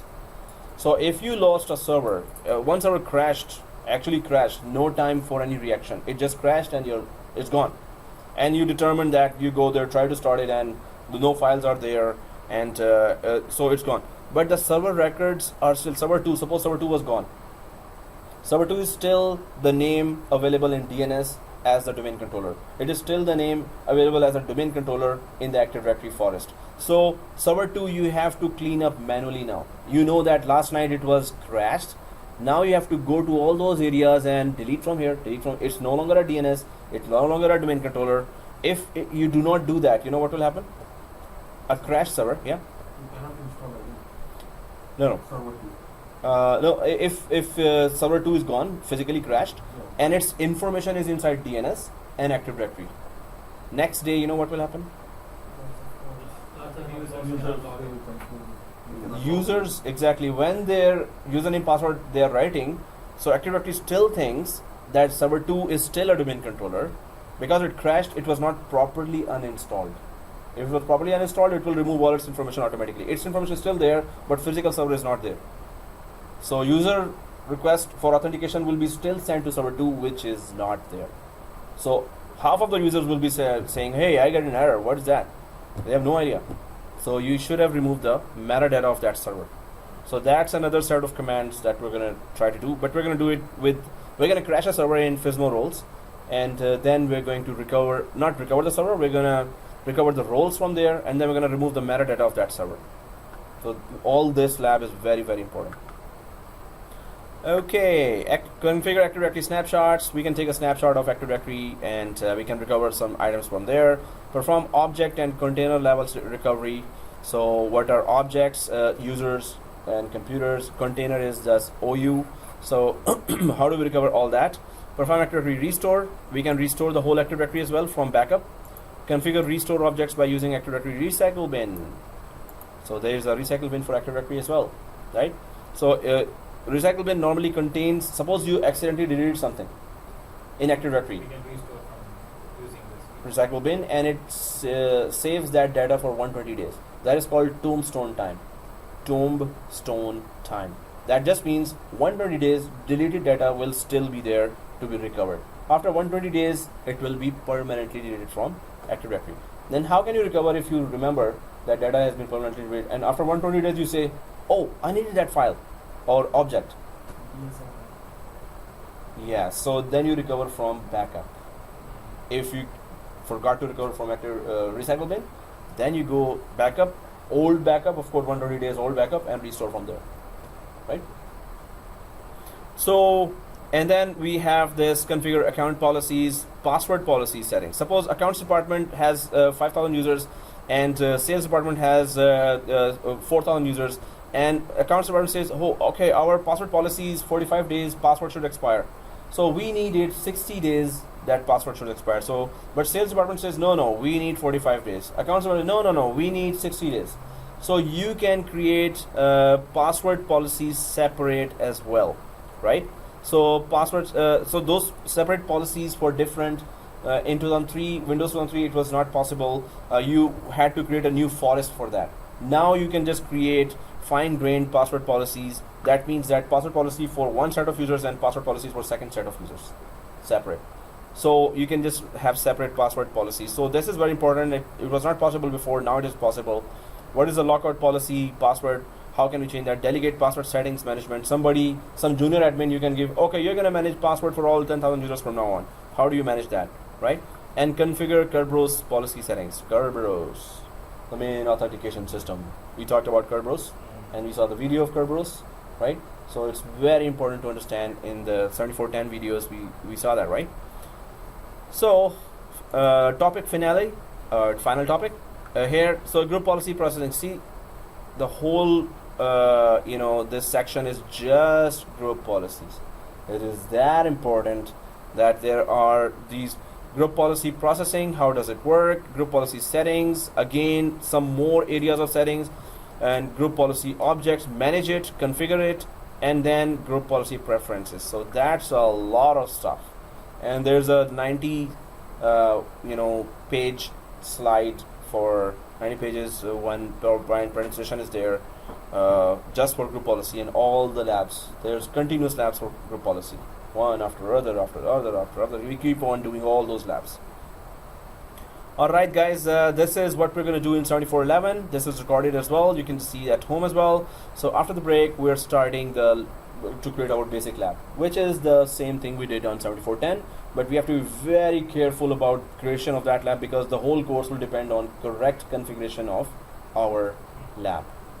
Okay guys, so that is it, and see you tomorrow. No, just kidding. After the break, yeah.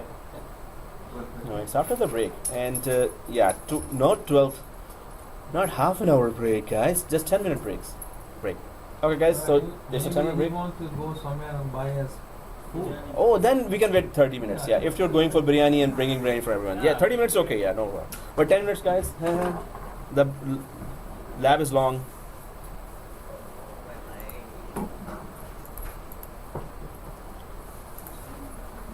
One. Okay, guys. So already time is flying out, not running out. So let's get going. So again, the plan here is that we already have now a template machine here, and those who are trying from home and maybe coming on the next class and are already watching this video, but were not able to show up in the first class. So we already have a template machine. If you don't have it, then go for day 1 of 7410 previous course and create a template machine. And of course, we know that this same environment, exact replica, we have to create at home as well, because we're going to repeat all the labs and we're going to take screenshots. So for the screenshots for the previous labs of 7410, we have to, Sorry to interrupt again. Did you guys have your break? Doing.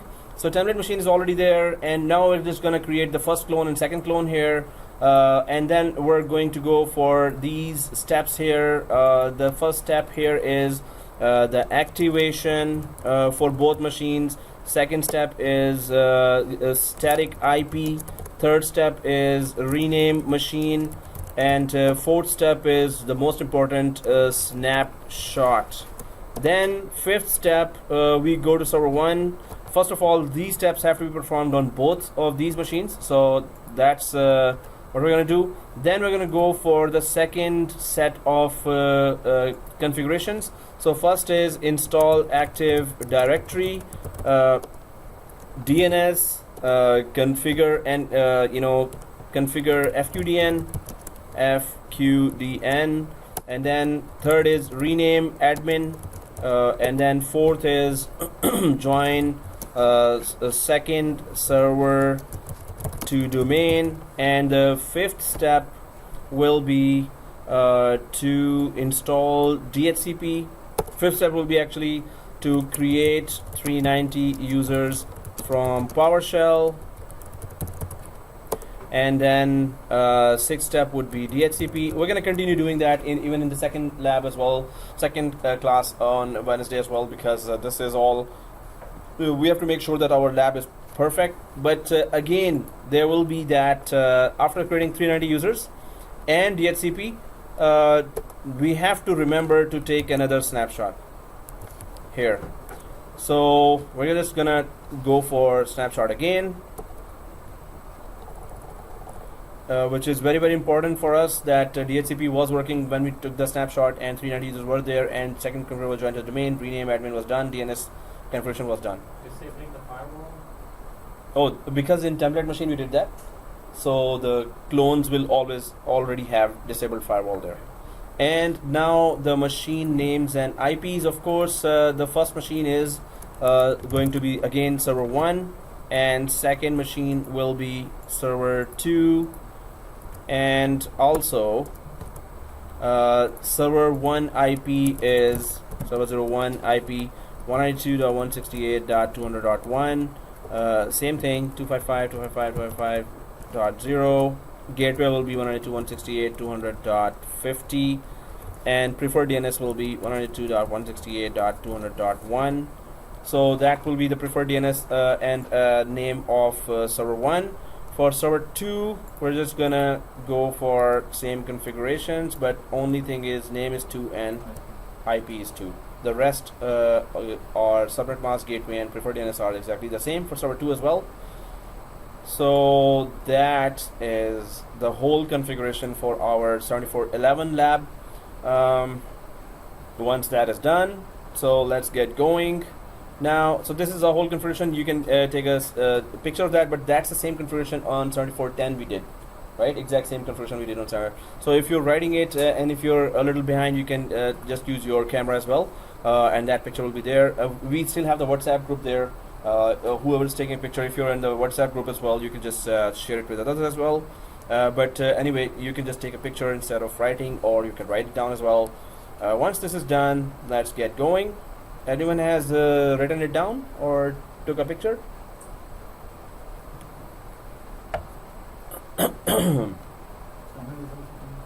Oh, okay. Okay, I'm about to fall. Are you done? Are you really done? Yeah. Okay. Okay, guys. So once this is done, that's it. If anyone is in the WhatsApp group, you could just upload it to WhatsApp group as well. Thank you. And others will also get it. You're added to the WhatsApp group? I think I am. Okay, good. Cool. But if anyone took the picture, then everyone else can just look at the WhatsApp group and try to take it. And all right. So let's get going, guys. And now we can go fast, but I don't want to rush it, because every other lab throughout the course will depend on the correct configuration what we're doing today. So that's why we need to really make sure. Oh, okay. No, I'll take you to. Oh, wait. Oh. Okay, hurry up. I'm taking a pause here. Thank you. No, it is blurry. Oh, come on. Okay, again. Okay, come on. I'm really. Good. Thank you. Okay, so serious. Okay, thank you. I'll post you on YouTube. Oh, you. So let's just go ahead, guys. So there is that server 1, and why am I going for server 1? Seriously, we're supposed to go to template. So here is the template machine. So I think we all are seeing just the template machine there, right? We're just seeing the template machine there, right? So right click the template machine. Everyone there? Right click the template machine and go to manage and go to clone. So template machine, manage, clone, and then are we there all, including the screen? Okay, so okay, clone, and okay, so next. So then we see this page. We don't have to do anything. If you see this existing snapshot, ignore that as well, and just go for the current state in the virtual machine, the first one, and click next. I hope everyone's there. And then there's a link clone and full clone. Link clone just takes it gets created very fast, but it is still slow in speed. it uses all the resources of the machine that is about to be created. So the machine can be stopped or shut down, but link clone can still use its memory and space and processing, but link clone overall are slow, right? So that's why we need a full clone, and full clone link clone also, if you are transferring those files from the computer, from the hard disk to the USB stick, then you have to copy the template machine as well as the link clone. If you just copy the link clone, it will not work. It will look for a template machine. So it's totally dependent on template machine for that. So we're just gonna go for full clone here, right? Guys, be careful about the naming, because you know, the machines get maintained here. So we really need to know whose machines for what cores are there. And today's date is 26 June, right? So next, and let's carefully put that date. So if you're on the next screen, only touch the first line, do not touch the second line here, right? So first of all, it is server 01 dash 70 dash 411 dash 26 June 2017 dash your first name. See, quite a small name. Okay. So virtual machine name here is server 1 dash 70 dash 411 dash 26 June 2017 dash your first name. So it has to be exactly like that, but don't write my first name, it's your first name. So oh, this guy will write my first name because that's his name as well. So Yeah. he's also Ahmed. So okay guys, so server 1, are we done? So server 2, for server 2, see this, just copy everything and right click and copy that. So you don't have to just, you know, where was the dash, where was that. So right click and copy this name. So we're going to use the same thing for server 2 as well. So once it is done, make sure it is done this way. The format has to be perfect, because when we are maintaining, we really need to know this information, which machines to delete, which machines not to delete. So okay, once this is done, is it done? Yeah. Click finito. Do not touch the lower window here, location, do not touch that. So click finito, and there's the first clone. Yay. Okay. So we have how many weeks? Maybe till 24 August, because I'll be going back home for 3 weeks. So 74/12 will start after that. So I think it's 8 weeks or 9 weeks there. So you're planning to finish the review as well, right? Well, we'll try our best, because we will not rush with any topic. We're going to make sure we understand the topic, even if it takes more time. Well, the main thing is topics are done, but yeah, I'll still try to review as well. So that's But why how long it takes before the it's longer labs than before. based on hard pace, right? Hard Yeah. fast pace, you know. Yeah. You did 410. What do you think? Now it's going to be faster, so it's not gonna, should not take, normally it is 40 hours, so it should not go up more than 45 hours. Like I'm expecting that. Normally it does go 45 to 50 hours extra. So 10 hours more are always there. Unless we go faster, but I am never gonna go fast if we are not understanding anything, right? So, okay guys, so once this is done, is it the cloning done? No. Wow. Oh, it's the SSD. Ugh, it's my SSD, super slow drive. No, super solid state drive. So I'm just gonna go for and drag it to my 7411 now. Oh no, NCC, yeah. 411. Oh, he started coding long. Yeah. Triple S. SSD. So okay. Well. Oh, it's still okay. See, So- the hackers got into NASA Really. and they said I hope they release the alien NASA, files. NASA is so close to I hope find they- alien life there. Really? We are so close to alien life. They discovered. I think they should plant some alien files there instead of getting. Maybe there are no alien files. They will plant there. They're actually, people are saying that they're actually hiding. They already found out about aliens and stuff, and then NASA is hiding. Alien life. So Really? hackers are trying Hackers to got in there. hack Whoa. NASA. It's so close. Maybe NASA wants hackers to think, oh, there are aliens. But anyway, yeah, we can. Wow, that would be exciting. So is it? Oh yeah, it's still doing right. And there's a solar eclipse there on the right side on the wall. There's a solar eclipse. Blind during this time. Brian. Oh yeah. Hey, no, if I go there, it's gonna be long-term disturbance. So yeah, I understand that. Yeah. No. Okay. So it is that boring. That, turn. Oh. So hot. Yeah. You went from outside. You came from outside. Right? In the So meantime, that's- you can sign this what you want. Oh yeah. No, actually he did that already. So I was supposed to go there. Okay, and we're about to be done, right? The second one is always fast.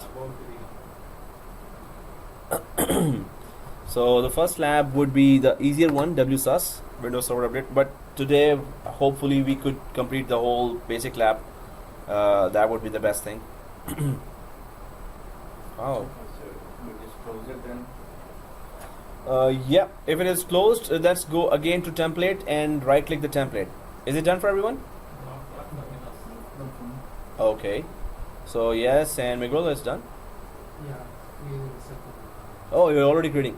Cool, that's good. The second one? Oh my goodness. So right-click. Those who are done, you know what to do. Yes. Right-click the template machine again. Go to manage. Go to clone. Right. Go to manage. Go to clone. You're taking mental notes at least. Yeah. You're not done, right? No, not yet. But Okay. Hey, good. And you copied that name, right? Yeah. Then that's perfect. So clone, and let's go next. Current state in the virtual machine, and next, and which one? Full, right? So full, and next, Copy paste, and then it's only the one ghost becomes two. That's the only thing we're doing, and we click finito. So if you just put 1 to 2, that's all we need to do, and finito. Now this cloning will, because it cached everything, so Yeah, that's it's quite gonna fast. be fast now. For you, it's even faster. Yeah, yeah. SSD. At home, right? What do we do? You know, we have the open lab, so we put a different server name. Yeah, 410. Just use the same template machine at home. Mhm. Right click and just give it 7411 instead of 10. And you have to create that lab again, guys, at home as well. At home, right? So Same. we have to still delete. It's better to delete. It's up to because you. Our resources are pretty much Yes. So if you not good enough. don't want to, better delete, because at the end of 7412, the third course, then you're gonna start again 410, 411, 412, just repetition at home. Yeah. Because majority of the students did that, and they were in contact with me. Sir, I'm stuck here, or I'm doing this. So I was like, wow, you're repeating that again, the whole lab.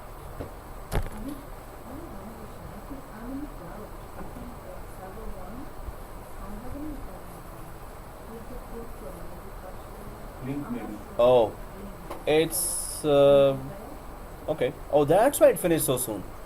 Because link loan is like at once. Yeah. So second one, did you do the full? It's okay, doesn't matter.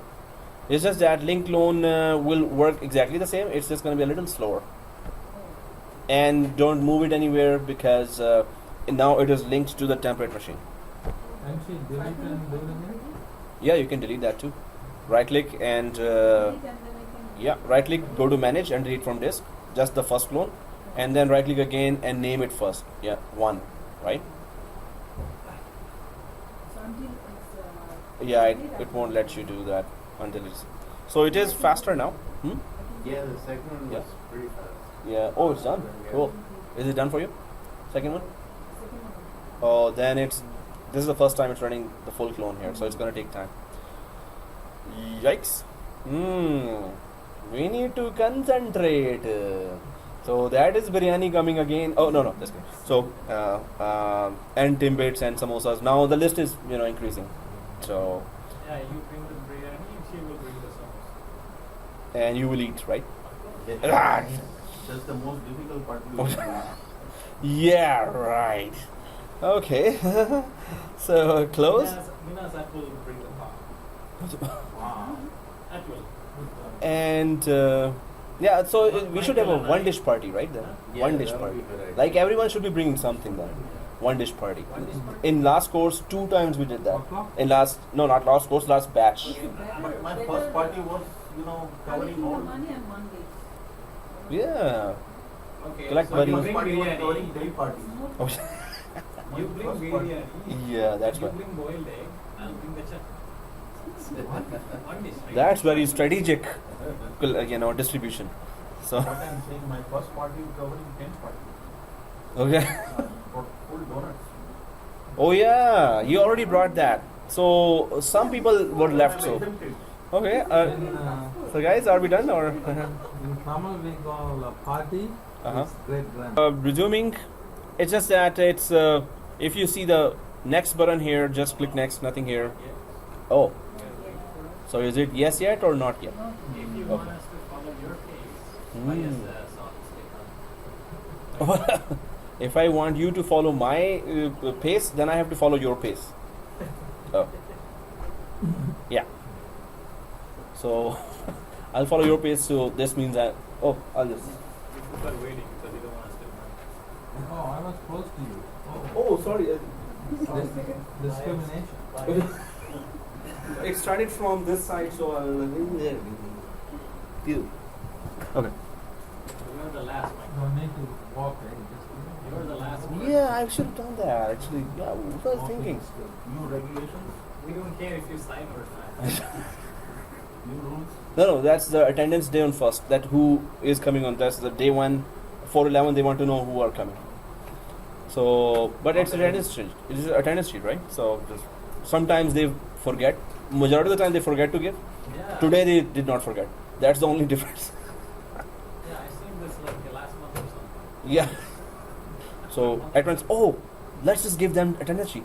All of a sudden from nowhere. So Sometimes the government guys come. Yep. Check But they that. have to do it daily. That's the problem. yeah, they should do have it to daily. So today, oh, let's do it. Okay. So anyway, click next, guys. Huh? If you see the screen, click next. Okay.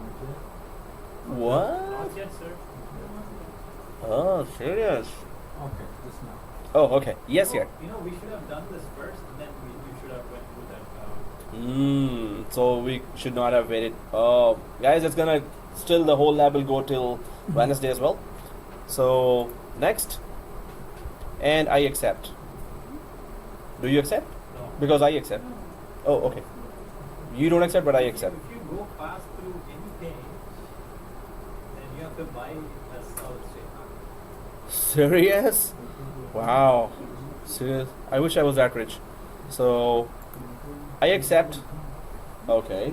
And then the password is class password, which is so small ABC, capital ABC, shift 1 to 3. I'm just gonna type that here.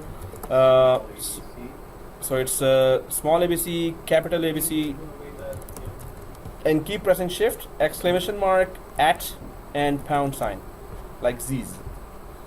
Okay, exclamation. Exclamation, at, and pound. Oh.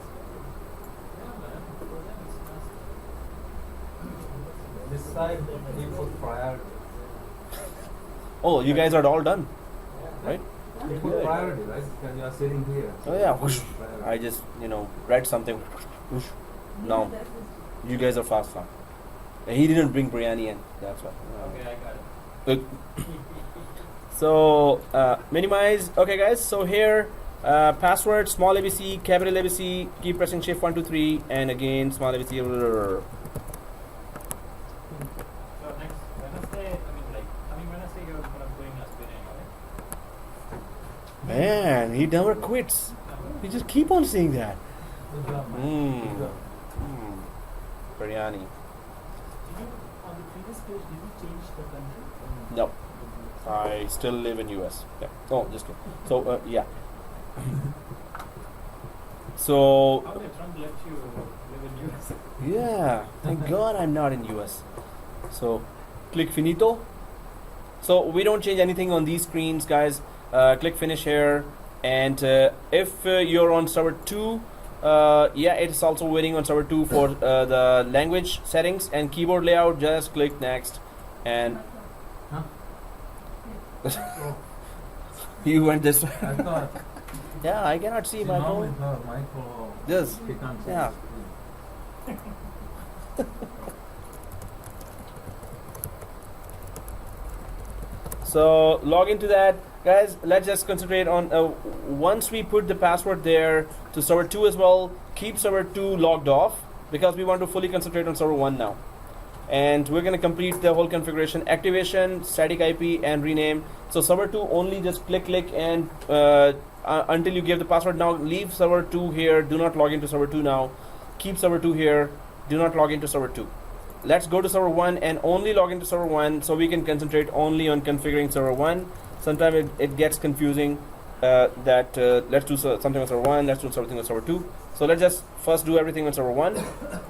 And administrator, if you have put the password there, so click that white button here on the left side. Oops, I should have this white button here, 3 white buttons here.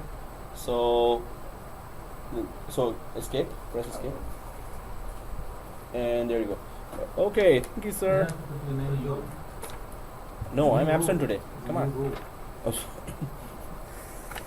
Well, this means I'm absent today. So whoever came today is the group, right? Who will now see the video? Yeah, and Sajid told me that he has to go to a hospital. So otherwise, so he's gonna get the video, but others. What happened to Asad? Asad was asking when is 411 starting, but he didn't give me a reason. So whenever he gives a reason, Asad, we all love you. We are waiting for you, right? If you're watching this video now. So okay, so but you guys, you have to give me a reason so I could give you the video. If there's no reason, I'm not gonna. I have to. I cannot share. So okay, guys, on server 1, let's log in now. Yeah. Server 1 only, just log in. Do not log into server 2. Just server 1, log in there. And in server 1, first thing we are doing is we are activating this Windows for next 6 months. So has everyone logged in from server 1? And you may be seeing the pop-up VMware tools, this one. If you're seeing this or you're about to see this, then click cancel whenever you see this. Just click cancel to this one. If you press OK, yeah, it's gonna kick you out, sign out, which is okay. I mean, it's just making some changes, but we're not gonna use this account. So we're not pressing OK. When we have renamed our account and created a new account called NetAdmin here, then we're gonna do for NetAdmin, we're gonna press OK for VMware tools. So anyway, if you're there, let's just OK, you're in. So click cancel. Now the first thing here is let's temporarily change our network card settings to VMnet 8. Yeah. You know the steps. You know, even if you close your eyes, you can do that. So, so server 1. Let's just right click on server 1 on this white area here and go to settings. And then we are already having network adapter as VMnet 10, everyone. So it is 10 for everyone, right? So we're going to temporarily change the network adapter setting from VMnet 10 to VMnet 8. Once we get why we're changing to VMnet 8, we need internet connection. Why need internet connection? Activation. So once we have activated, we're going to come back here. We're going to change it back to VMnet 10 again. Temporarily, we need internet. So let's go click here to custom settings and go for VMnet 8 NAT. VMnet 8 NAT, and then that's it. So temporarily we're changing it there. So press OK here, down here. So once we press OK down here, did we all press OK? Yeah. We're done, right? Yeah. Okay. So now down beside. So if you see this blue bar here, press yes. It's okay. If you press no, it still doesn't matter. Okay, guys. Beside the clock, you should notice now that there is no yellow triangle showing in the network or computer screen monitor showing here. So beside the clock, way down here on the right side. So if you see that, now go. If you don't see any yellow triangle here, everyone does not see yellow triangle here, right? You don't have. You should not have yellow triangle here. This means we are connected to internet now. So we can go up and scroll up a little on the right side until you can see server manager here, and let's minimize. Click the minimize button of the server manager. Click minimize. So once we click minimize, it should look like it should just give us the desktop area view here. So again, go down here. Now the main thing here is that do anyone see something written under 2012 R2? Something written? Yeah, So it says Windows license is expired. expired? Okay, so yeah, it should not be expired. So right click anywhere on the desktop and refresh. And you should be seeing 180 days here now. Yeah. Okay, guys. So this is 6 months. It has been updated. Now we can use it for 6 months with full features. So once this is done, that's what we wanted to do. We no longer need internet connection here. So we're gonna go way up there. Make sure 180 days is showing there, and then change it back to VMware 10. So everyone sees 180 days. Yeah. Okay, that was something we did at home as well. And you're gonna do today at home as well because all the next labs are tough. So your home, this same environment should be perfect. No mistakes there as well, right? So that's why we're taking it slow and easy. So let's just go back to settings here again on server 1. And temporarily what we changed, we're just gonna change it back. Network adapter again back to VMware 10. Okay, when it is VMware 10, press OK.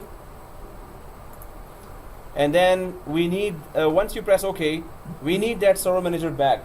So we can click this icon here, suitcase and something server. So let's click that server manager again. Everyone back on the server manager? Alright.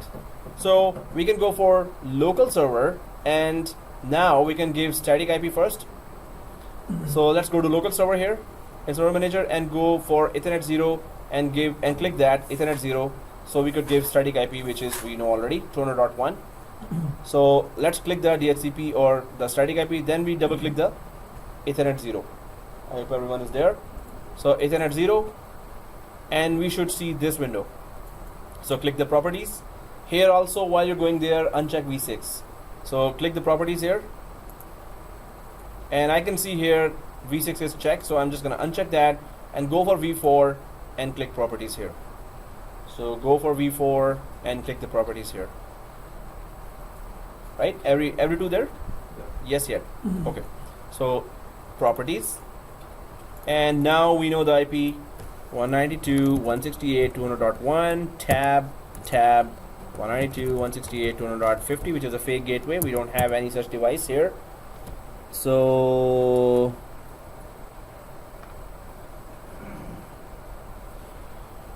uh, 192.168.200.1. Okay, cool. So preferred DNS here. Everyone's IP looks like this, right? Yes. So everyone's IP should be looking like that. And make sure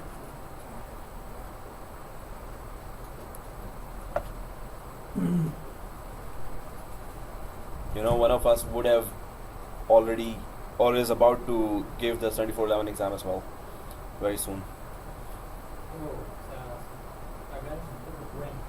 Way back. Oh, one of us has already given 7411 actually. Okay. Oh yeah. Yay! Nasreen has already given. You did No, it? Nasreen. Oh, Nasreen did that.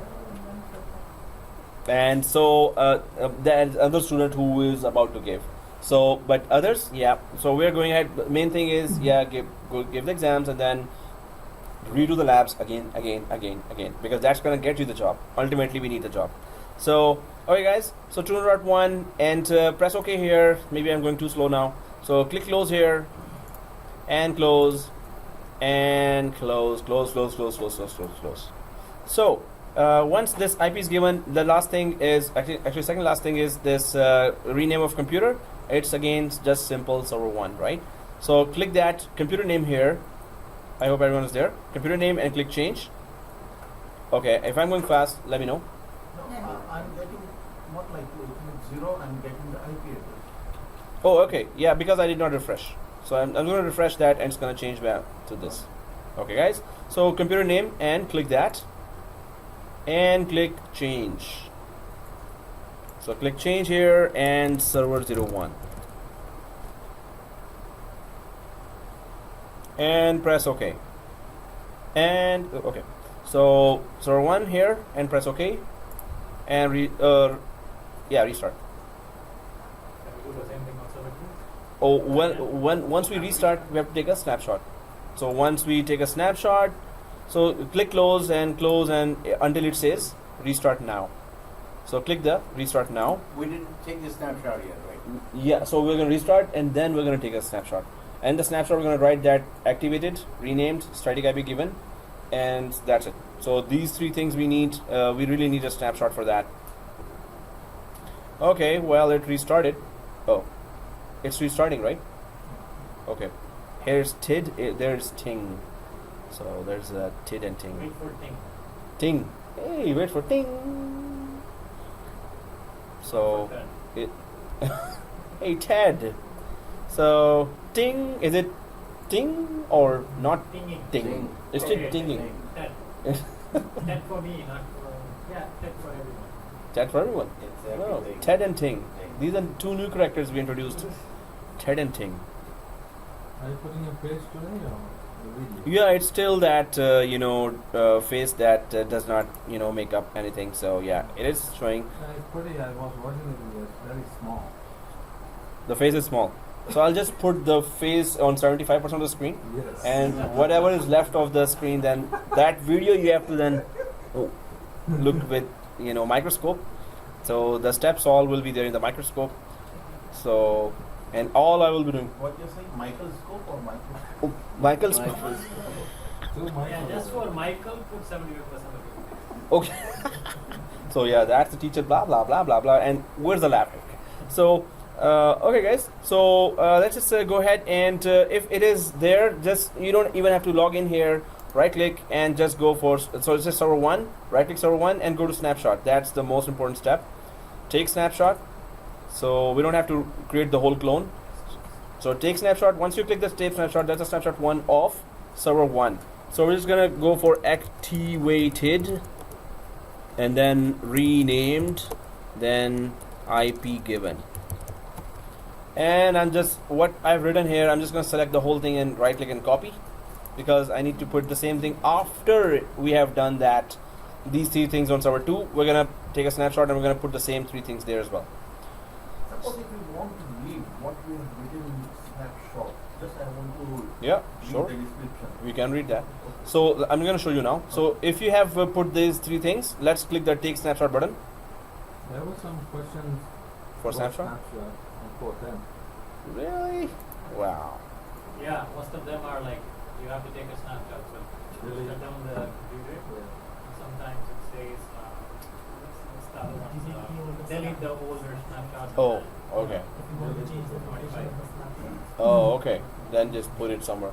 In 410? Yeah. Wow, seriously. One of the question it I will think tell good you. question so far. What One of to the do? question it will tell you the VM is already running. You want to do something with the snapshot. That's actually a hint, right? Oh, okay. The answer is shut down the VM. Exactly. The Oh, other wow. ones, it will tell you we have existing snapshots. And the answer is, yeah, we delete the existing snapshots. There is hints on most of the questions you have to just understand. So you will remember the answer.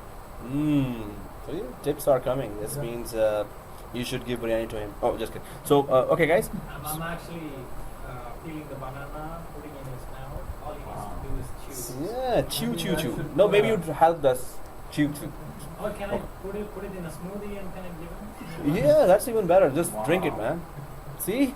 There's 2 biryanis now. Okay, guys. So, server 2 here. Let's go to server 2 and do the same thing again. Let's log in from server 2. And, Arun, you have to see this. See this? 3 buttons here. Okay. Yeah, it will send the control alt delete. So, yeah. Okay, guys. So, here, go for... We'll just log in. Go ahead. And once we log in, first of all, we need to temporarily change this VMnet 10 to VMnet 8. So server 2, right click.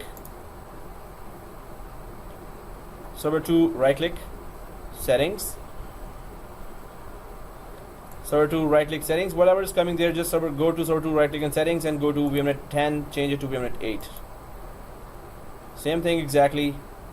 So VMnet 8, once it is temporarily changed, press OK. That's exactly what we did before. So I hope everyone has done it. Press OK. Well, this VMware tool is still looking at us, so just cancel it. We do not need that VMware tools thing. Cancel. Okay, so we know what to do now. If it is temporarily changed to VMnet 8, let's minimize the server manager here as well. And once we minimize the server manager, and then we will see the desktop area here. If we go a little down here, so yellow triangle should not be here, and we need to just refresh. Refresh, and there you go. 180 days is showing, right? 180 days is showing for everyone, right? Let me know if it is yes yet. Okay. Yes yet? Not yet. Not yet. Okay. Oh, there's a yes yet as well. So not. Okay, got it. All right. Yes yet. So okay, guys. Server 2 again. If it is 180 days, right click and settings again, and just change it back to VMnet 10. VMnet 10. All right. Press OK. And once it is done, the next part is go back to server manager and just give it a static IP. Go back to server manager, go to local server, and first I'm going to go to local server and go for Ethernet 0. There you go. Ethernet 0 is there, right? So Ethernet 0, click that. Ethernet 0 again, double click that. IPv6 uncheck. Go to properties, IPv6 uncheck. IPv6 uncheck and double click v4, go to static IP and 192.168.200.2, press tab, tab again, 192.168.200.50, the fake gateway, 192.168.200.2, the preferred DNS. So guys, here preferred DNS. One. Okay, that was not He fun. was waiting for you, right? No. You know, I was not out. I'm actually restarting my server too. already. But I So- know that he's gonna ask that question. How did you know that? Huh? Because he asked the same question Every time. Doing for Serious? Press OK. No more fun. So I need to create some newer traps. So unpredictable. So close, and then we go for local server and go for computer name. There should be one class rule. You know what? Tarun should answer last. So he's giving. So that's good. But if everyone, you'll be the last resort for the whole class. So the class will survive off because of you. He Yeah. said on one condition. Yeah. You need to get in biryani every. For anything new, biryani. Everything new, I have to get that biryani. And then some of them. Oh, okay. That just is a non-stop list. So, but that will be a good rule, right? Let them try first, because you have done this course a million times, right? Already, so or all other courses as well. So look like that. So is it okay that if you could answer? So if everyone is quiet, no, I'm only going to then see Tarun, right? But I have to first, let them guess at least. Then, and the last, you have to answer. Start from the leader. No, but if he answers right away, everyone gets the idea right away. So this means you didn't had that guessing opportunity. Yes, with guesses we open up. We try to discuss that. Then it becomes much more clear. If you have a hint and you say yes, you will forget it after 2 minutes.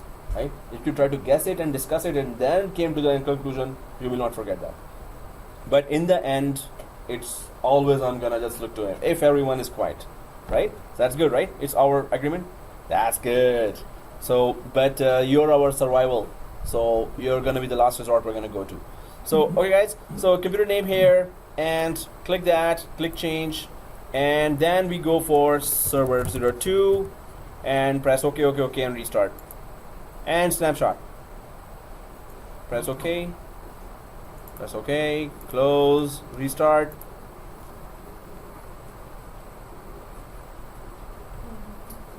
Oops. And then now snapshot.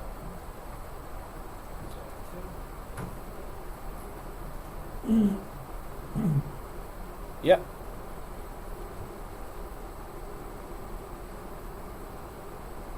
Oh, texting is allowed in the class? Oh, yeah. Okay. So yeah, if anyone is texting, he has to raise his hand and stand on the chair as well and face the wall, and then write 10,000 times, "I will not text in the We class." won't give you that hard Oh, it's coming to biryani, guys. Just Oh, biryani. biryani alert. It's toot toot biryani alert toot toot. So, okay, guys. So, man, I really have to bring 2 or 4 big trays here, and only Raj will eat that all. You cannot leave the college until you finish Until it literally collapse? eating. There will be 10 cameras here. Eat and collapse. Okay, make sure. Until he collapses, oh, we don't care about that. We'll just keep on putting plates after plates in his mouth. Make sure you put a lot of beans in there. Oh, yeah, that's even brutal. Yeah, like that. Not good. The brutaler, the better. When I bring biryani, not going to give you. Yeah. Okay, guys, so here, snapshot and take snapshot. And I hope that right click and paste should work. And activated renamed IP given. Everyone do it done? So it's snapshot 1, right? Yeah.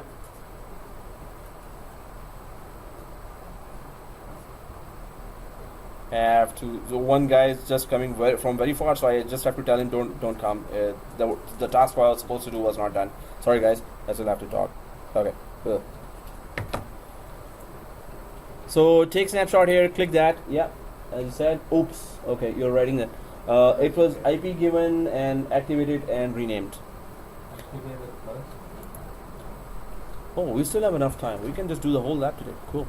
So yeah, take snapshot, press OK. Let's go to server 1 and install Active Directory. Can we see how to see the description? Oh yeah, sure. So in any one of the machines, I just want to see where is the snapshot and where is the description we typed, right? So right click the server 1 or server 2, whichever, and click the settings. Click the settings. And then you can see, oh, sorry, not here guys, cancel out. Right click again, anyone, and go to snapshot. And now you have to go to snapshot manager. Exactly. So snapshot manager. Once you go to, you see the snapshot manager? Okay, snapshot manager. Now the previous snapshot is this one. Once you click the previous snapshot, you can see below here the description. We can edit over here. Yeah, we can add it. We can just put more description here. Whenever you want to go to the snapshot, click that snapshot and you just have to press the go to button here, right? No, why we could have actually, without removing those 74, 10, 7, and 7, we could have actually used the snapshot. Did we have the snapshot for that? Yeah, we created Some of us did not have that We snapshot. did. Yeah, we did, but somehow I could not find that snapshot, and we could have done that exactly. But Yeah, it's- kinda. It's good to refresh. Yeah, it's Long refresh, time. and there's a new there's a student who really needs to understand. Even we didn't create the template machine today, but for a new student we have to create a template machine even. But actually he attended the first class, so we were lucky that we had that. A template machine for me. Yeah, exactly. So, okay, guys. So let's do not click that go to here. Just click the close button. Although it's not gonna do anything. It's gonna take us where we are already. So, okay, guys. Let's just log into server 1 and go to. Yeah, I understand that. Oh, just kidding. So, no, I understand. It's okay. It's very boring. I know that. So, okay. Some students are like, it's really yawn is coming and they just don't open the mouth. Actually, I do. And the mouth is making so many different shapes I here. control that for other class, not for you. I let it go. It's like, it's okay, teacher, who cares? In So, this class. yeah, we feel easy. We feel at home here, right? Okay, guys, so server 1 here. And because in 7410, I had to explain each and every step in detail. And this class was the one class where I was taking 10,000 questions per minute. It's actually just exaggerated too much, but so many questions were coming, so we could not create this lab so fast. Now, many things now I'm gonna ask you only. So quizzes are coming now because we're about to install Active Directory. Wherever you are unable to answer, I'm just gonna explain briefly, and we're gonna go ahead, right? So refresher is always a good idea. So let's just go ahead, dashboard here, and yeah, that's a good idea to open those notes. For the other classes, they don't ask questions. Not that many, they also do ask, but this was the one course which is very good, that you guys asked so many questions. Unwanted. No, that was all related to More topic. questions from Michael? But those were very good. It's always welcome to ask all the questions because we all were learning, right? So it's always good. So biryani question, Biryani. question. Demo. Okay. So dashboard here and add roles and features. Guys, make sure you're on server 1. Make sure we are on server 1 because we're about to install Active Directory now. So make sure we're on server 1 and just go for dashboard and add roles and features. So add roles and true or false. Add roles and features it helps us add for Active Directory just the Active Directory binary files. Wow. No, actually, true. So man, Two answers. so you can give only one answer, How is that? and whichever is the first one will be accepted as the only answer. No. So add roles and features when we're doing. So click that add roles and features. I'm gonna take you to that place because others were all quiet. So next, role based or feature based. Next. Okay. Yeah, add roles and features. So add roles and features. Do you see that? Yeah. And so the first one is role based and feature based, right? Yeah. So guys, this is very advanced remote desktop services installation. This helps us create application virtualization environment, which is also being used by Citrix. And highest paid jobs, one of the highest paid jobs in top 5 is a Citrix administrator. AWS is also there, Citrix is also there. So Citrix is that important, and it really, the way it saves your money, it's amazing, right?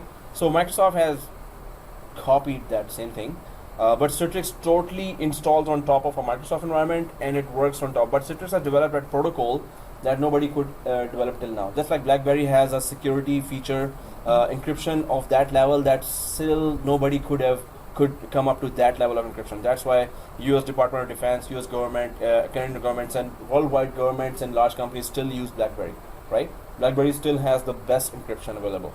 So, but here for application virtualization, that's a very important topic in virtualization, and Citrix uses that. And I'm really pushing that when any student goes through all those system administration course, that Citrix should be there, Office 365 should be there.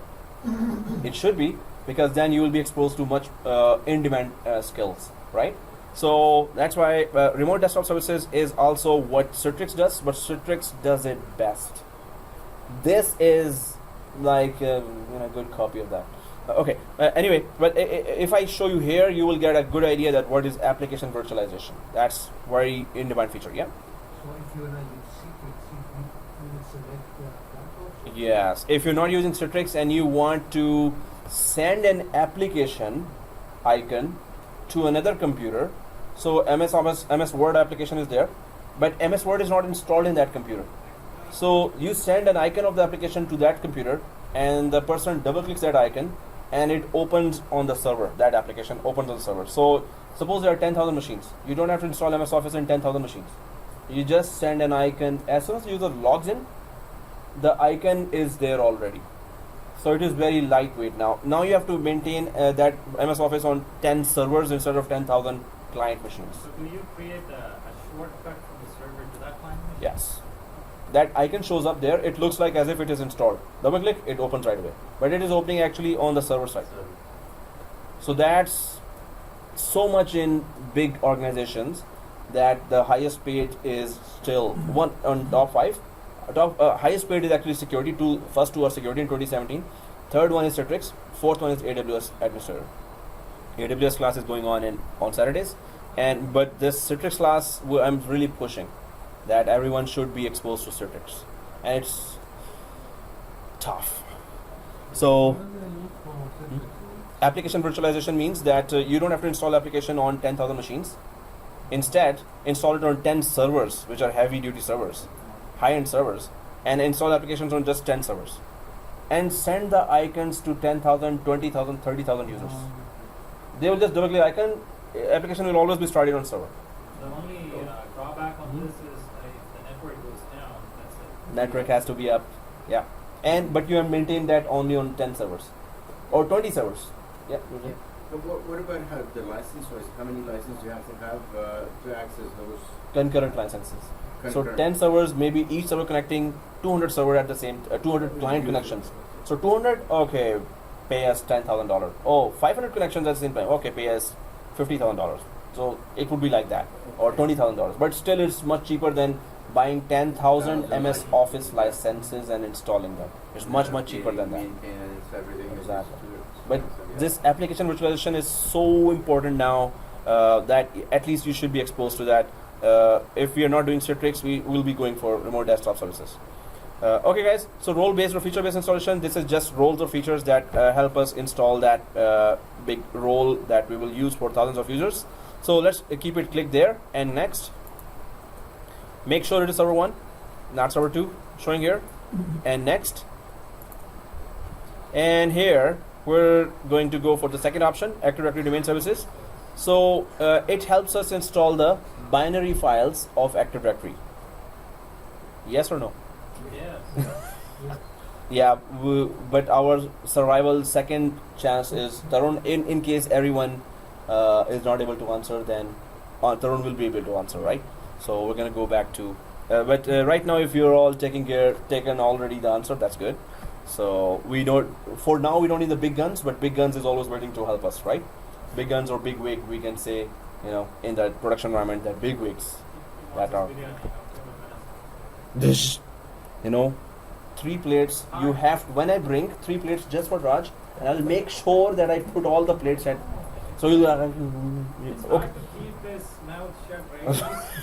He's trying his best. I want to answer. But yeah, that's good. No, but he's a nice guy. I know that. No, That's why I he's requested not. that. He's not. If Ah. you want something from him, you have to actually give. So how much you pay him? Okay, so okay, guys. So here, Active Directory Domain Services, and if pop-up comes here, so always just click at it. These are the features that are necessary to run this role. So of course, Microsoft has already given the list, but you can see that remote server administration tools, RSAT. Always remember that as a system administrator, you really need this RSAT. On the servers, it is always there, but you will be given a laptop or a desktop, right? So in laptop or desktop, you have to separately install RSAT only, RSAT. These tools give you remote access to Active Directory, everything, DNS, DHCP. So whatever is on the domain controller, it gives you remotely on Windows 7, Windows 8 as a remote connection. So RSAT tools always are there in Windows 8 and Windows 10. Windows 7, you have to download that separate file from the internet, RSAT. And then once you have that, so you will be seeing all Active Directory users and computers, Active Directory sites and services, Active Directory domains and trust in Windows 7, 8 or 10 if you have RSAT. So RSAT tools is important. So in Windows 8, now we're just going to install Windows 8 in next class maybe. So we're going to install RSAT tools there just to create that environment that you will face. You will have to have that tools there in your Windows 8, right? Just to see how it works. So okay guys, here remote right now it is automatically being installed on the server as well because we need those icons definitely. So click add features, Active Directory Domain Services, and next.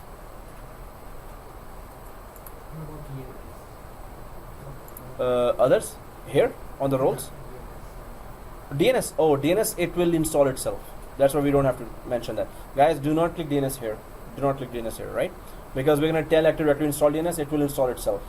If we select here and there, it might cause an error. It's going to cause, because that will also install and we have also installing. So it might actually give an error.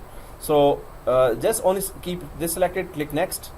And because the important features were selected already, with the previous role pop-up, so we're not going to select anything here. Although if you're an advanced user, you need some extra features that are maybe not even related to Active Directory, but you need that feature in the on the desktop on that computer. So you can just scroll down. Oh, I need backup feature. Oh, I need that feature. So backup definitely is a feature that we may need in future, but we're not going to install that now. I'm just giving that. If you're an advanced user, you might suppose you have client for NFS. So if there are Linux machines that are connecting remotely to Windows machines just to share files, so client for NFS is there. We're going to use that in 7412 anyway for one lab. So next, so nothing on the features, guys. Nothing. Just the default, whatever is selected, we're just keeping that. Exactly. So next, and now it's just welcoming the Active Directory. So next, nothing here, and ultimately we restart. Press yes, and click install. Click the restart button here, and then click install. So true or false, group policy gets added to with Active Directory when Active Directory is installed. True.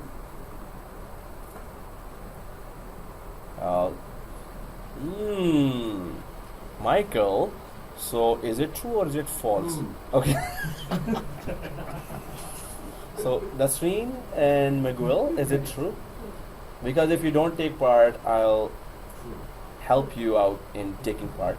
Right? Okay, guys. So it's not there. So sysvol is a folder that offers group policies and scripts to all the users across the domain. True. Launching area, repository. Okay, so sysvol is a folder that is a repository and launching area for group policies and scripts. Yes, that's true. Okay. True. So everyone is going good. So, but in the end, now there will be tougher questions coming. So I think we may need Tarun for that. So, but Tarun is really cooperating. Thank you for that, sir. And okay, guys, if you are on this screen, you can. Yeah. So now it is. I came to know he's very fast typist on mobile. Okay, get us You one ask to. question and immediately. Hey, that's not Yeah, fair. get us. Yeah, mobile jammer. Where is that application? I'm gonna just jam the whole communication here now. So, okay, guys. So promote this server to a domain controller. If you see this link, You cannot click see that. the keyboard, but you can able to see the phone. Blinking, no? Promote this server. Okay, click that. Click.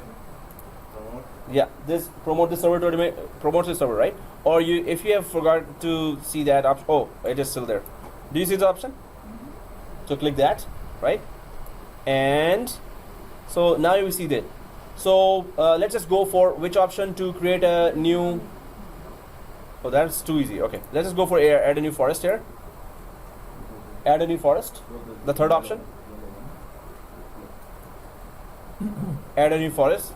And then of course it is net plus domain dot local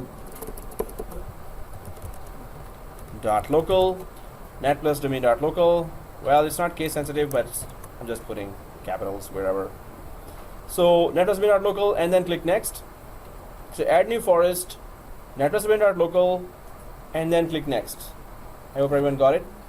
Add new forest, net plus domain dot local, click next.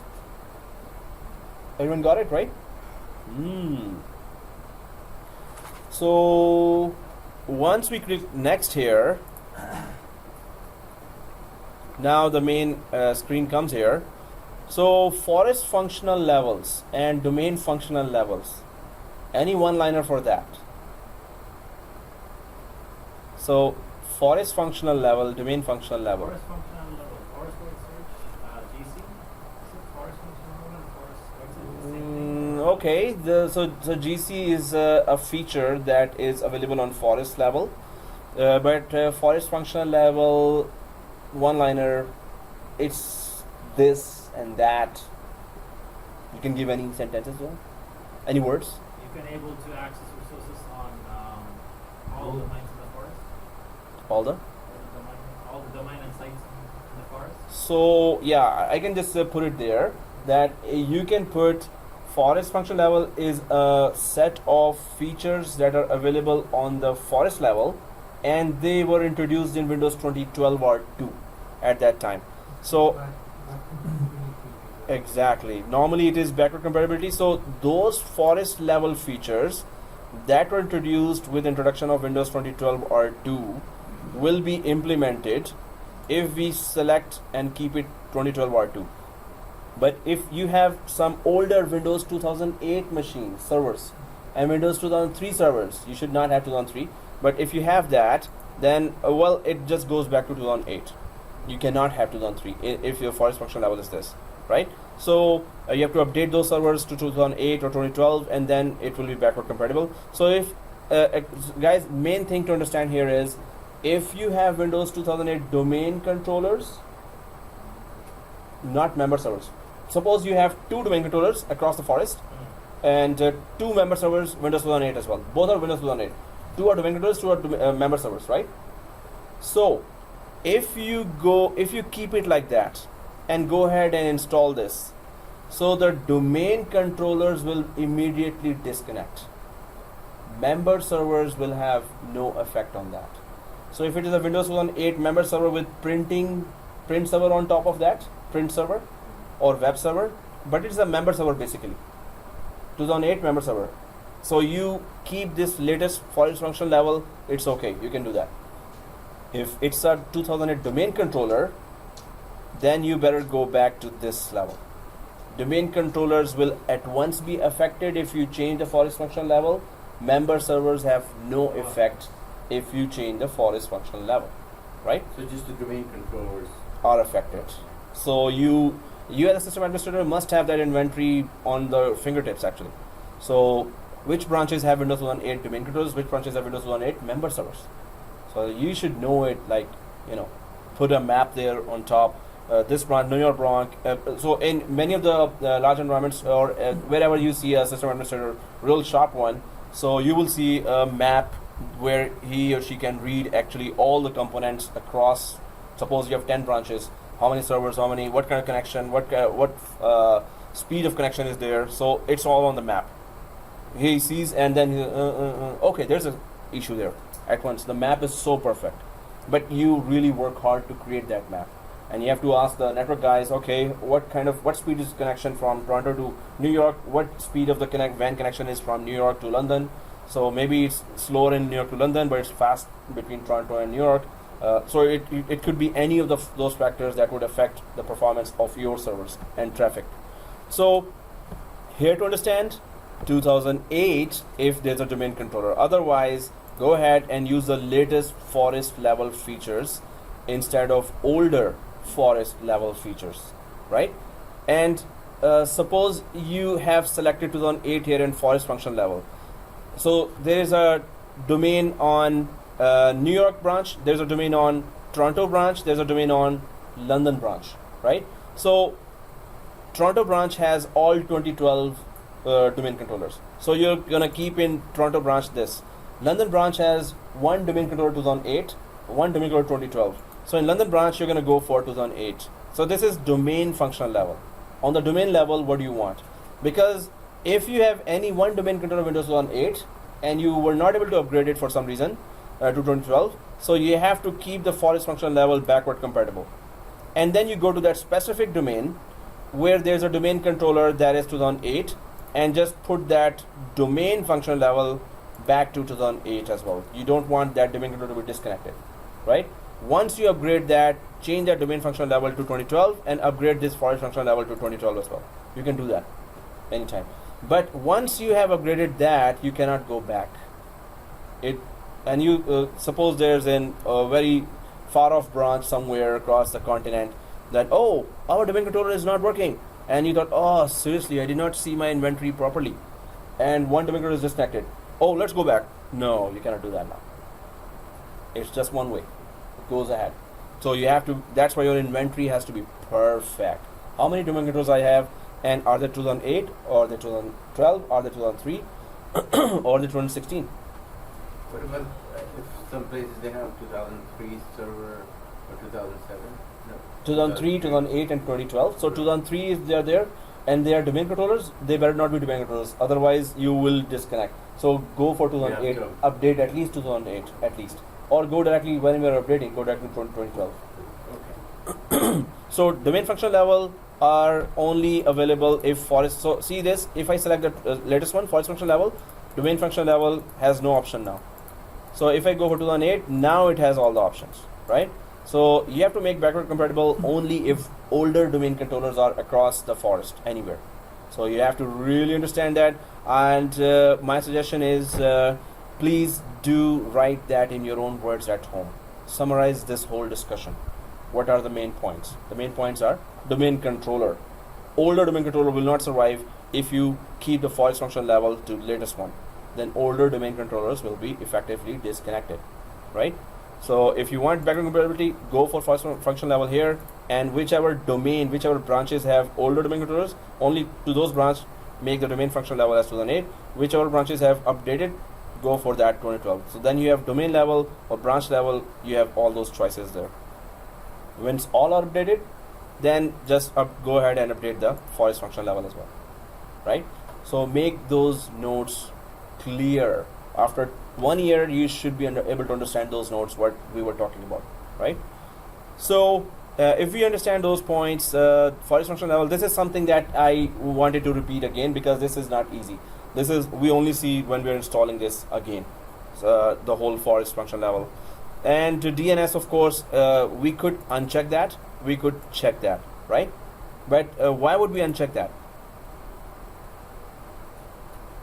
Because it's already installed when we install the Active Directory, or? No, it's still not there in our environment, but in a production environment, we have that option of unchecking and unchecking, right?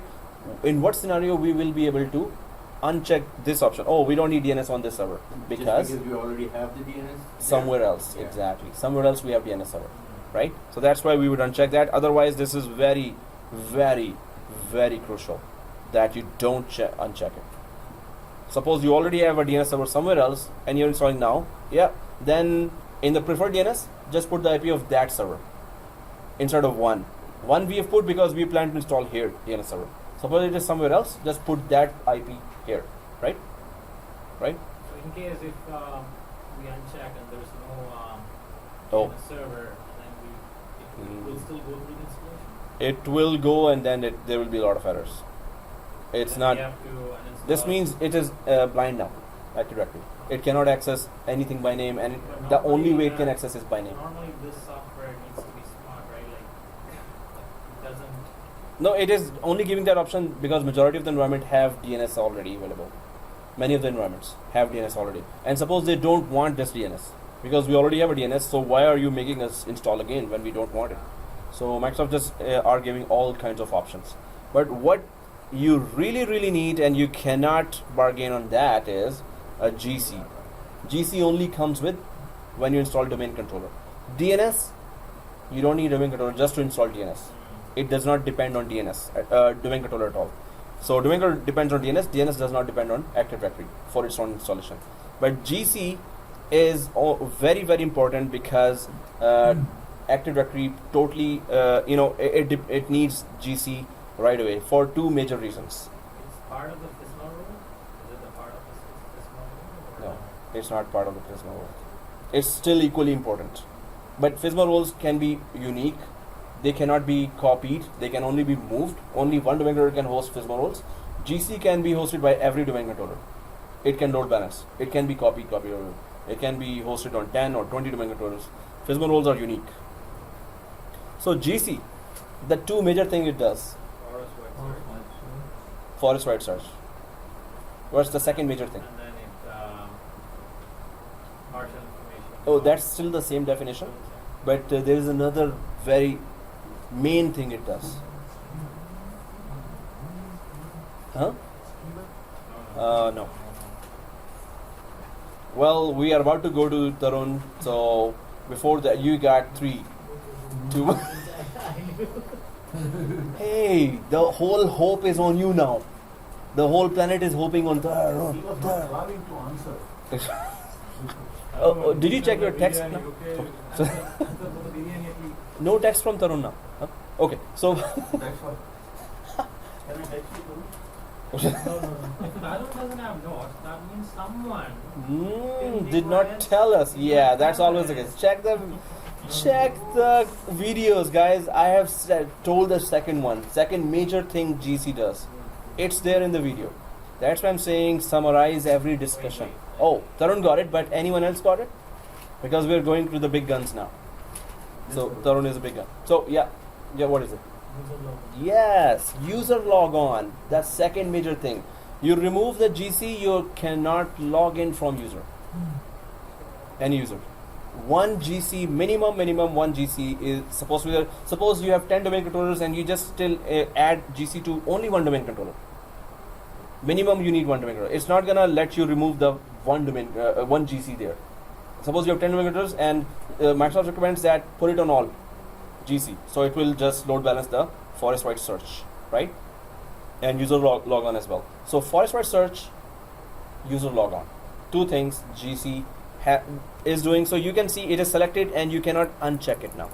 It is so crucial across the forest. At least minimum one is required, right? But DNS doesn't depend on that. GC is, Active Directory totally depends on that, right? So that's why it is unchecked. And the first domain controller can never be RODC. Is that correct? Yeah. Why? Because if it is, you can't do anything. If it is read only, the first one, then we are just reading only, right?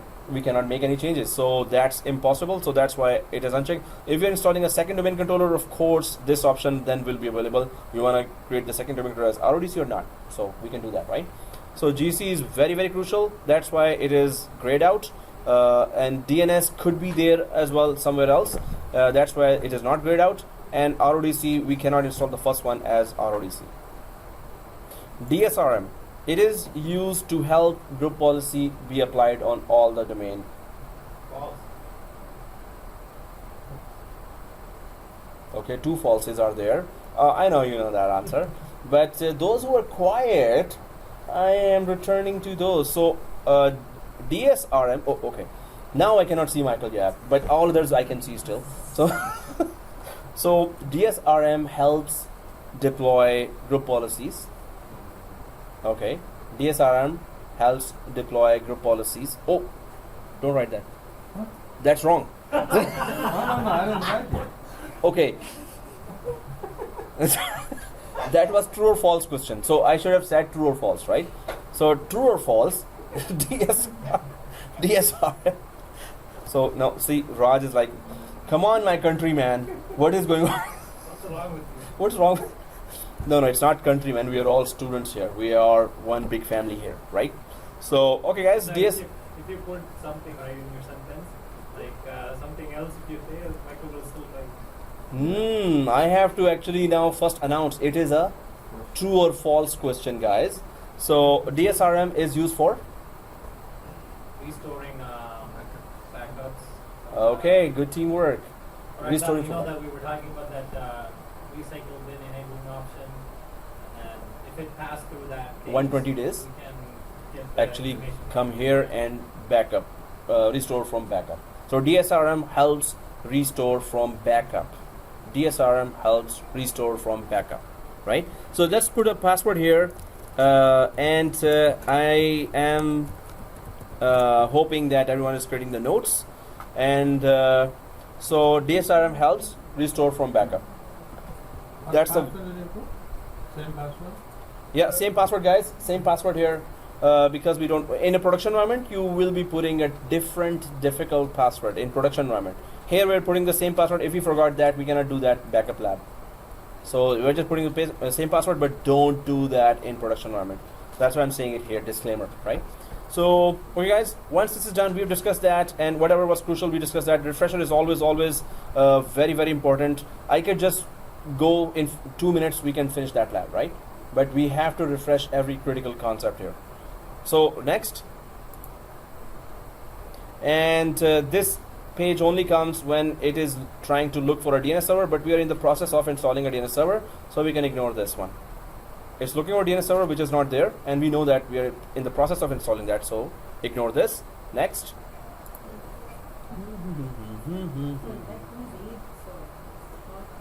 Oh, all the calls coming. No, you can say Eid Mubarak to everyone in the class. Let's just say like that, Eid Mubarak. And second one, Eid Mubarak again. Third one, Eid Mubarak. And fourth one, can you just wait? So, okay guys, so what is this page? Verify the NetBIOS name assigned to the domain and change it if necessary. This, I think, requires big guns. If you have the proper notes, that can help you too. But this page, what is the purpose of this page? No, that the explanation will not tell you exactly. Hmm? For the creation of domain? Well, it is creating, but you can see that .local is missing now. Yeah. So there is a It's reason. the local name for the machine to access the resources from the. You can it's a access NetBIOS name. NetBIOS name of the domain itself. Right. Normally the domain is something dot something, right? So this means that the big guns is looking for nodes, huh? So again, I'm going to tell you the definition, but see, you don't have that. You don't have the definition, right? So Not good. So it is being recorded. I hope you're putting those definitions down by writing at home as well. But when you're not able to tell it to me here, so again I can say that those notes, what good are those notes if you cannot say when you're asked about that, right? That goes for the interview as well, right? For everyone.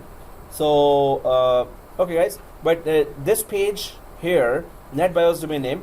So for legacy applications, old applications, they are sometimes programmed to access the Active Directory with a single name, and they sometimes applications are so hard coded that if you put netplusdomain.local, they don't recognize the .local name, and they say, hey, where's Active Directory? While this is the Active Directory name that you get through this, you can access Active Directory. So some older applications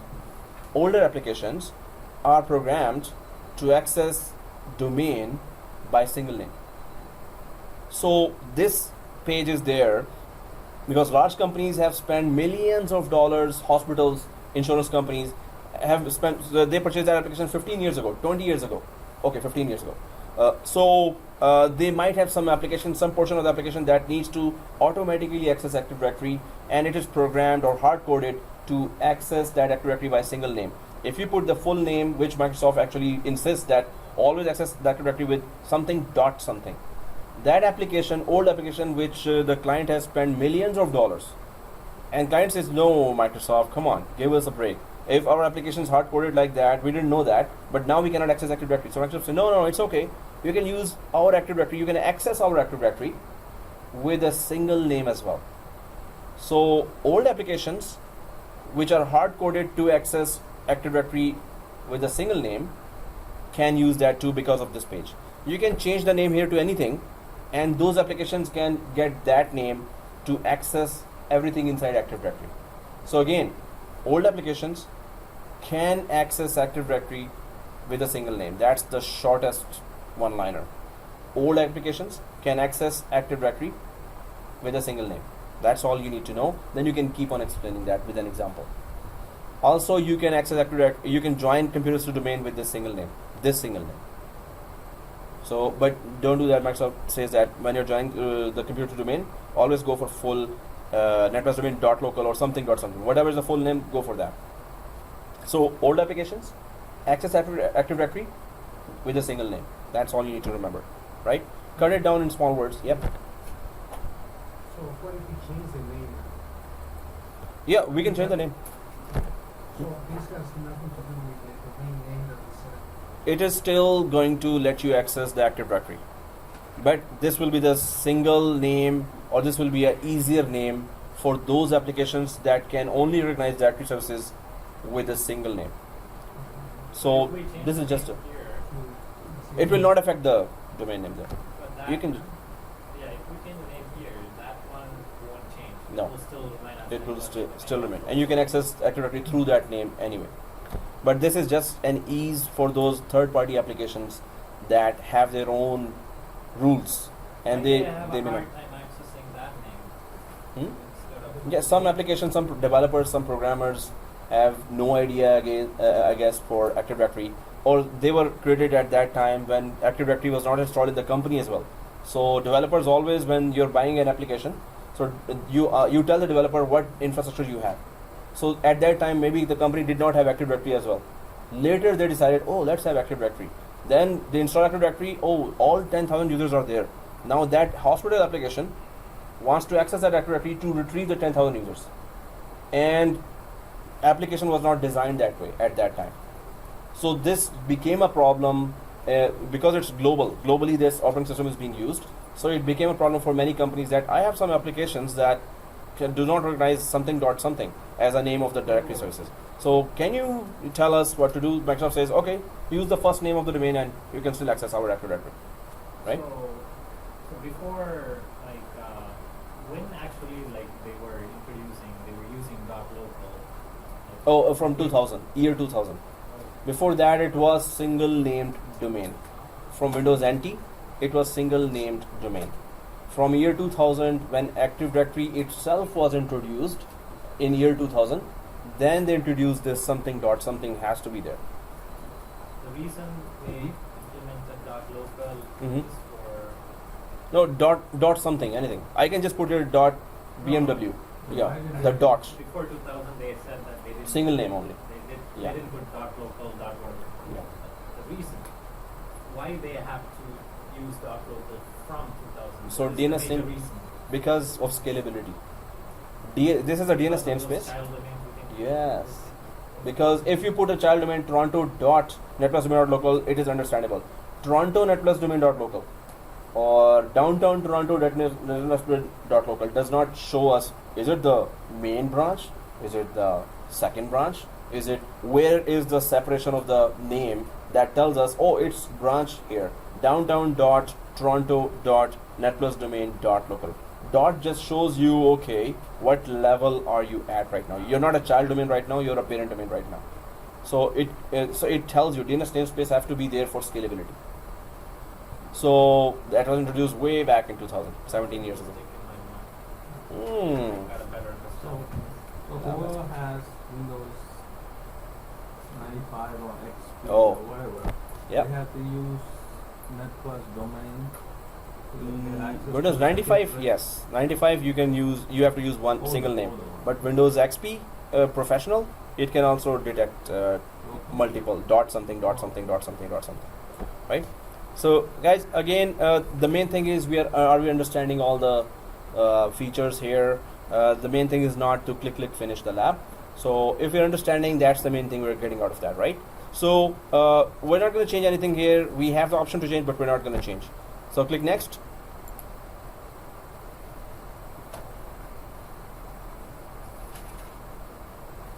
And of course the famous sysvol here, we know that. So we already discussed the sysvol. So we can just go ahead. Sysvol is not a shared folder, true or false? Sysvol is not a shared folder. False? Sysvol is not a shared folder. And sysvol is not a shared folder. I think it is shared. Yeah, it is shared. So, big guns already know, so come on. But now, yep, sysvol is all. It is shared folder. Allow this be a shared. So no, but you were right. Sysvol is not a shared folder, it is false. It is a shared folder. Yeah. Yeah, it is a shared. So you said false, which is correct. So okay guys, next. And this is a summary here.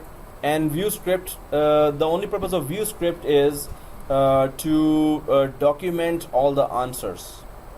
The only purpose of the view script, true or false? Oh, true or false. The only purpose of the view script button is to document the answers. That's all.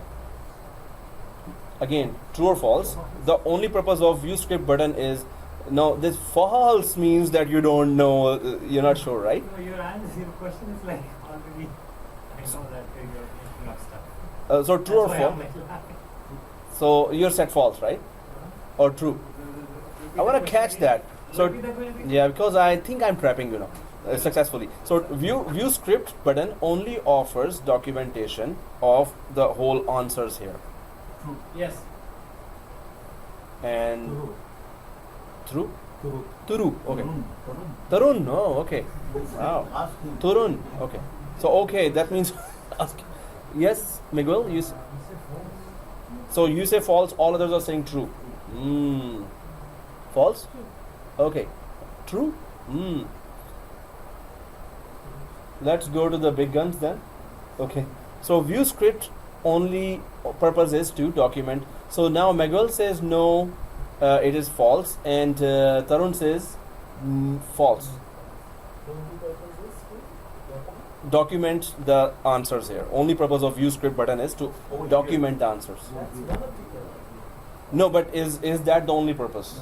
So No. If you say only, If you say no, now only, only you're changing yeah, the question. right. Yeah. No, I always said only in 4 times I repeat. No. That's the only purpose. The only purpose of, I started that way, right? You didn't So stress okay, that. You didn't say only. So Yeah, you didn't say only like this. Okay. So yeah, first Miguel. Then I said here only.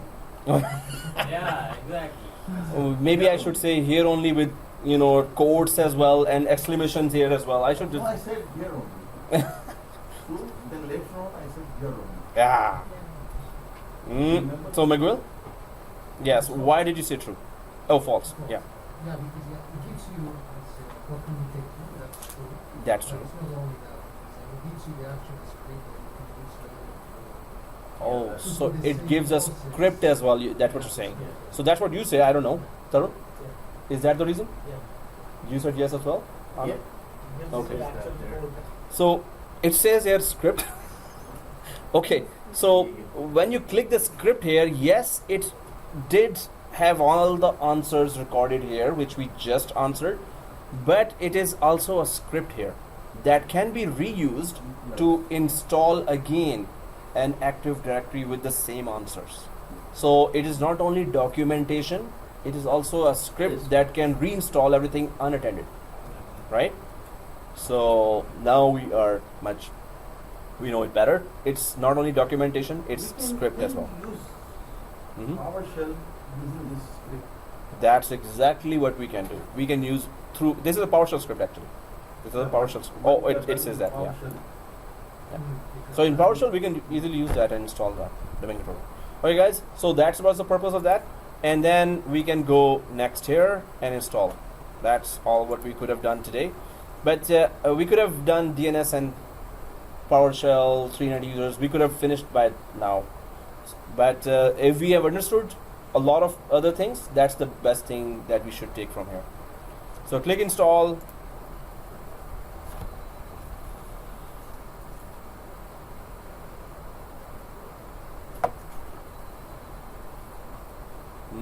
So there's a tough competition between this line and that line. Good. Already Miguel went to that. Yeah, it defected from you. What happened? Betrayed us. Betrayed. It's not powering. That's it? Yeah. Oh, I thought maybe the view and that view is not good. Wow, there was some conspiracy. Something with this computer. Let's do something. Yeah, Two Michaels. two Michaels, Miguel and Michael. Question, I'll look at it. Okay. But yeah, so that conspiracy was there. Let's just turn off his machine. He will join our group. Okay, guys. So once it is restarting, automatically restart it. Let it restart. If this comes, don't touch. Even if you click close, it's gonna still restart. It's okay. So Just sign out. yep. If it's sign out, it's still automatically signing out right now. So forest function level and GC second option, we did not have these in our notes. So this is a double check that what kind of quality of notes we have, right? So, and even if you have everything in the notes, is it organized enough? Is it under titles, installation of Active Directory, then comes the forest function level, and then comes the detail of forest function level. Then after 1 year, you will be able to exactly go this way, in a hierarchical way, right? So if your notes are not good, you're wasting your time here right now. If your notes are not good, because we cannot remember all this. Our notes will tell us after 1 year. If you don't have good notes, you're not getting anything from this course, right? Because video, we cannot watch 4-hour video before the interview. We can only watch those notes before the interview. So really, really work hard. Make colorful notes. Red color for heading. Some people are amazing. They are creating notes in such a way that it's like a published book from Wiley or some very esteemed publisher. It's like a ebook. Wow, the way they put that page 1, page 2, page 3, and I'm like, wow, that's out of this planet. But for job, wow, the way they access at once information before the film rolls. Okay, I know where this is done. I'm ready for interview. That's what we wanted. You're ready for interview or not, right? So you've done all the labs, but your notes are not good. You're still not ready if your notes are not good. Okay, guys. So that's why we cannot afford to slow down. Really work hard and keep working hard. That's the main thing. Work harder now. And 2012, and yeah, in 2012 we will go for work hardest. This is work harder, then hardest, because that will be the toughest one. But by then you'll be ready for that, right? If you're working hard now, you'll be ready for 7412, the job getter course. All right, guys, it is 2 o'clock, and what we can do is just properly shut it down after it restarts. So it's still restarting for me as well. Even Shut down the server too then? once it is properly restarted, then when it reaches that gray screen for Control Alt Delete, then right click and shut down. Server 2, it's already there. What we need to do in server 2 is just join to domain, but we're gonna do that later because there will be much more quizzes coming your way for the second on Wednesday as well, because we've done all that, right? So, but create this replica environment at home and let's go ahead. But today's notes, we still talked something new. So write those down and organize them. Okay, server 2, I'm just shutting down right away because we don't need that. So right click server 2, click power and click power shutdown. Shut down properly, shut down guest, right? And Power off, right? so right click power like this and shut down guest, this one. So server 1, if it reached this screen, only then right click server 1, power and shut down guest. But if it hasn't reached this screen, don't shut down at that time. So okay guys, shut down guest, we go for Wednesday. So we have 2 days, 2 days per week, right? 3 days. Plus 3 days? Yeah, it's Monday, Wednesday, Friday. That's how we may be able to finish earlier before I go for vacation for 3 weeks. But that's tough. It's too much. But real hard work is required too. And redo the lab. 24th August is the flight, so 23 I'll just not come. But it's 3 days a week, so we will be able to cover, I think. Like 2 months, yeah, right? For lunch. Yeah. Oh yeah, we have enough time. It finishes in 1.5 months with 3 days. Oh, we can start 7412 then. But no, then we can leave it in the middle. We cannot leave it in the middle. Or we can. I don't know. So We'll just close all these Yeah, information or- there. yeah. Or you can Yeah, teach close. us from Skype. Yeah. Then what kind of vacation is that? Yeah. Yeah, that's true. If I'm still teaching. Oh no, it's his vacation. He's No, enjoying no, it. Yeah. Okay. Oh man. No, Raj took it seriously. Come on, man. I took it serious. Yeah, Why did you seriously. say that? Why did you? I'll Did you bring, say that? Why? I'll How bring could you? How could you? I will bring red bean juice for you. Oh yeah, that could affect faster. How brutal of you. I That's don't cool. want you to laugh.